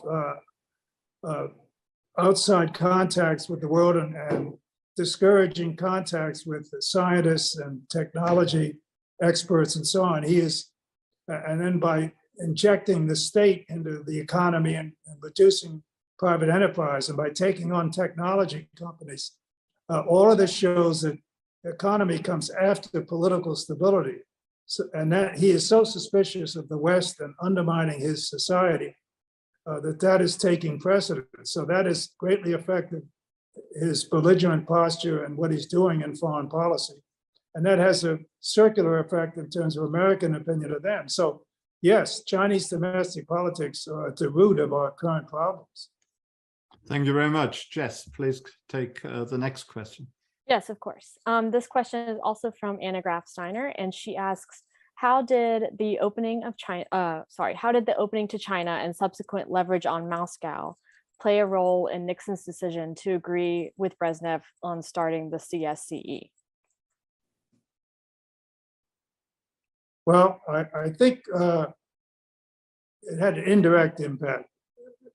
Let's make clear that before the secret trip, which I referred to earlier, the Russians and we were having difficulty. There were so many crises, submarine base in Cuba and Soviet meddling in the Middle East.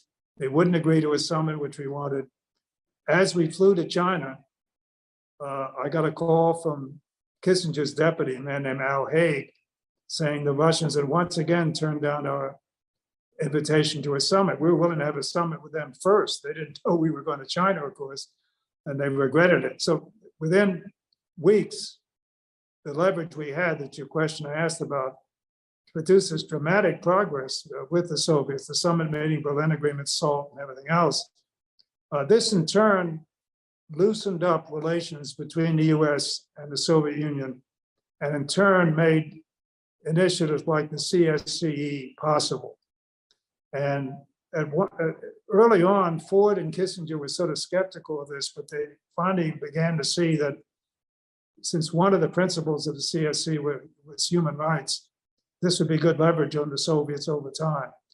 So the leverage on the Soviets and the dramatic progress led to other agreements, some trade agreements, incidents at sea that were to be avoided, as well as the ones I mentioned. And I think it helped create the conditions for the CSCE. Thank you very much. We have a question here from Brian Kilev, who asks about the relationship between China and North Korea, both maybe in the 1970s and 1980s and more recently. Is China really able to influence North Korea and its arms and nuclear arms policy decisively, or are the Chinese as impotent as other foreign powers regarding? No, the Chinese could influence, and they may have been source of some restraint until recently. For example, they don't want nuclear testing, both out of principle, but also the kind of contamination across their borders, and they don't want this to get out of hand. So they have an interest in there not being a conflict, and with North Korea not becoming a major nuclear power and tempting Japan, even Taiwan and others to go the nuclear route. So they have that interest. But their greater interest is to have a friendly communist regime on their border, not have regime change or a more open society on their border threatening them. And therefore, China's been more of a problem than a help, even though it's supposedly one of their areas of cooperation between us. They have always undercut sanctions, kept the pressure off North Korea, no matter how provocative North Korea is, including in recent tests that they've stepped up. They always equivocate and have mealy-mouthed statements. So China could influence North Korea. I'm not saying it could totally change their policy, but it has tremendous influence. It's such a source of food and energy that they could really press the North Koreans to be helpful, but they don't want to destabilize the regime for the points I mentioned. And therefore, they're trying to have their cake and eat it too, keep down the nuclear arsenal of North Korea, but keep them as a friend and not put too much pressure. So they've been unhelpful. They've exacerbated the problem. During the Nixon and the Kissinger administration, so to speak, was North Korea already an issue which was talked about in the conversations with Mao and Zhou Enlai and the others? It was a minor issue. You have to remember that China fought with North Korea, and against us doing that. It was still a sensitive topic, and at that point there was no nuclear issue in terms of North Korea. So they were like lips and teeth, so to speak. There was not much. We both agreed we didn't want a conflict there, but that was one of the issues where we disagreed in the Shanghai communique. We each took our allies' position. It was not a major issue, and there was certainly no areas of cooperation. Yeah, thank you very much. Willow, would you ask the next question? Yeah, I think we ought to begin. Okay. Maybe begin to bring this to a close. I'll take maybe one or two, but okay, that's right. Maybe I don't want to exhaust your listeners. I mean, I may not be exhausted, but they may be. Well, we can't get enough of you and your insights and the information you provide to us. That's the reason we have been going on for so long. But you're right. Maybe we take one question from Willow, one question from Jess, and then we say goodnight. Willow, one more question. Yeah. We have a question about communism. So throughout the 20th century, and particularly in the latter half of the 20th century, there was always a fear of Russian communism or Russian communist influence in the US with McCarthyism. Were there similar fears of Chinese communism infiltrating the United States? This is from Scott Andover. No, I think the threat in the United States now, and I don't want to get overly political here, but it's not communism, it's, to quote a phrase, semi-fascism. And I don't think anybody espouses is any element of communist ideology. Now, there are some Chinese and Soviet efforts in cyber attacks, misinformation, trying to stir up problems among the American populace, and polarization. We know about the allegation that there was collusion between the Trump people and the Russians. So you could argue whether that's been proved, but certainly they had every interest in stirring up trouble in this country. But as an ideology, there's no problem. Now, there has been an anti-Chinese or anti-Asian element, which is dangerous, which has to be totally rejected, and has been by Biden and others. And this was not helped by comments by Trump. He talked about Kung flu when he was talking about that pandemic. And there's been too many instances of anti-Chinese and anti-Asian violence in this country, along with all the other anti-Semitism and anti-Black movements and white supremacist movements. So that is a problem. And we have to be careful as we may worry about legitimate security concerns, whether it's technology or scientists or even students, not to paint a broad brush, make it clear our problems with the communists and their agents, not with the Chinese people. I'm particularly sensitive to this issue. I'm married to a Chinese, not that we've had any problems, but I would be anyway as an American. So no, there's no danger of the ideology. There is some danger of meddling in our society. But we've got to restrict our surveillance and our security efforts to legitimate concerns and not stir up anti-Asian attitudes. Thank you very much indeed. And now the very final question from Jess. Yes, this question is a little more on your personal experience. So it's asking about why there weren't any Chinese Americans in your meetings. For example, like why your wife had to explain to you some of the statements that were made that were more in colloquial language. Well, that's a fair question. Unfortunately, at the time, there were not very many Chinese Americans in the Foreign Service, the State Department, or anywhere else in the government. And to this day, there's fewer than there should be, although that's been greatly helped in recent years. But it's a fair question about, did we lack expertise on China as we opened up? Now, the fact we opened up so successfully suggests that whether or not we had sufficient expertise, we managed to pull it off.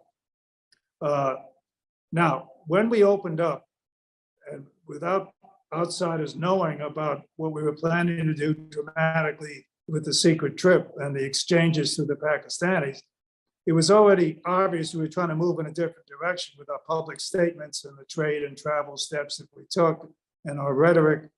And so Nixon and Kissinger invited Chinese experts and Chinese Americans into the White House to learn more about China. So Kissinger was more of a European expert. Nixon was more global in his expertise, but neither one pretended to be a China expert.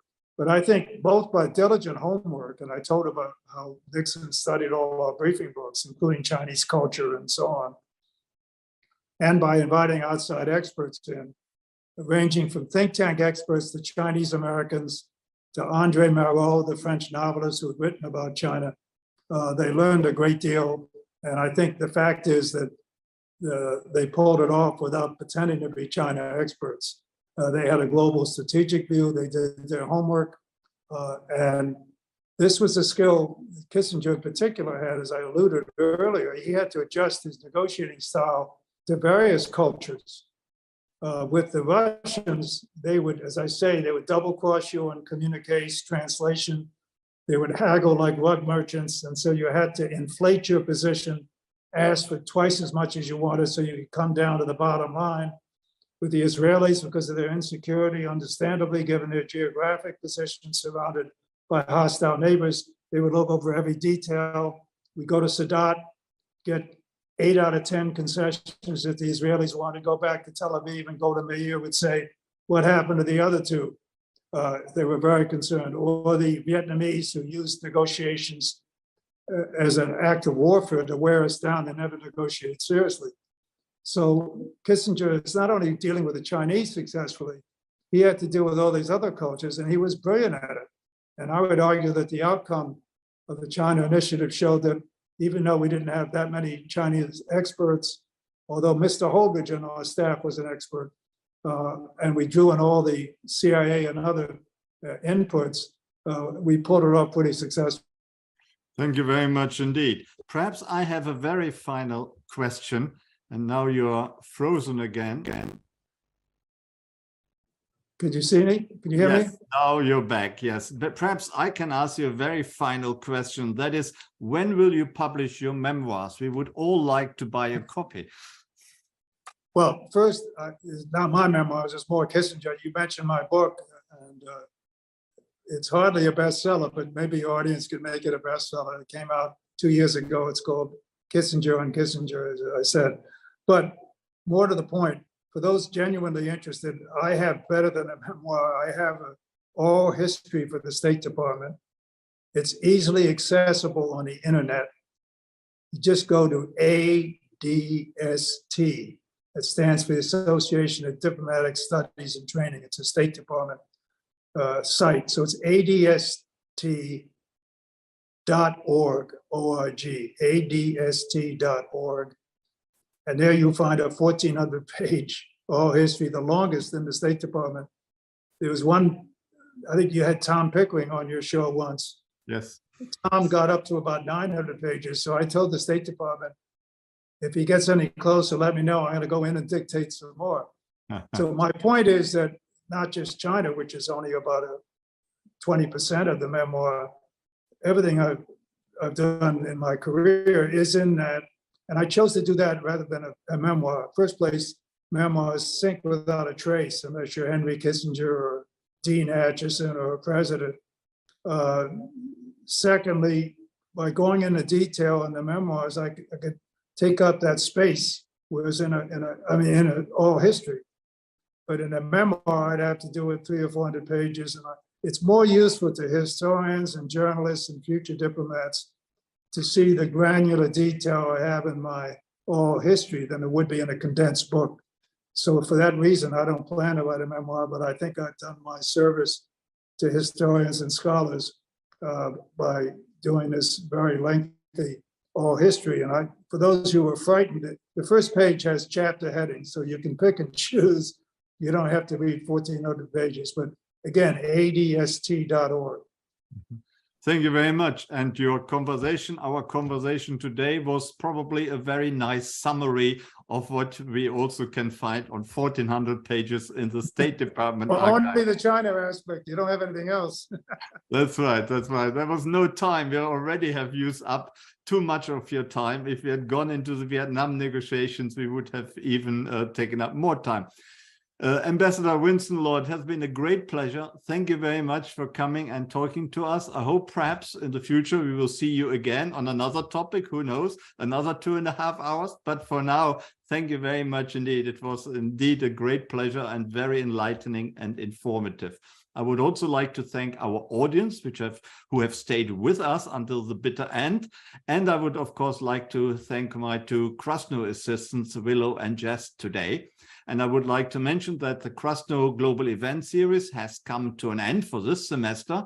But next year, in January or February, we will start up again, and we'll probably have more interesting speakers. And perhaps at some time in the future, we can ask Ambassador Winston Lord to come back and talk to us again. Thank you very much for tonight, Winston Lord. It was a real pleasure. Thank you. Thank you. I enjoyed it. Thank you so much. And to your listeners. Thank you. Bye-bye to everyone. Good night. Bye-bye.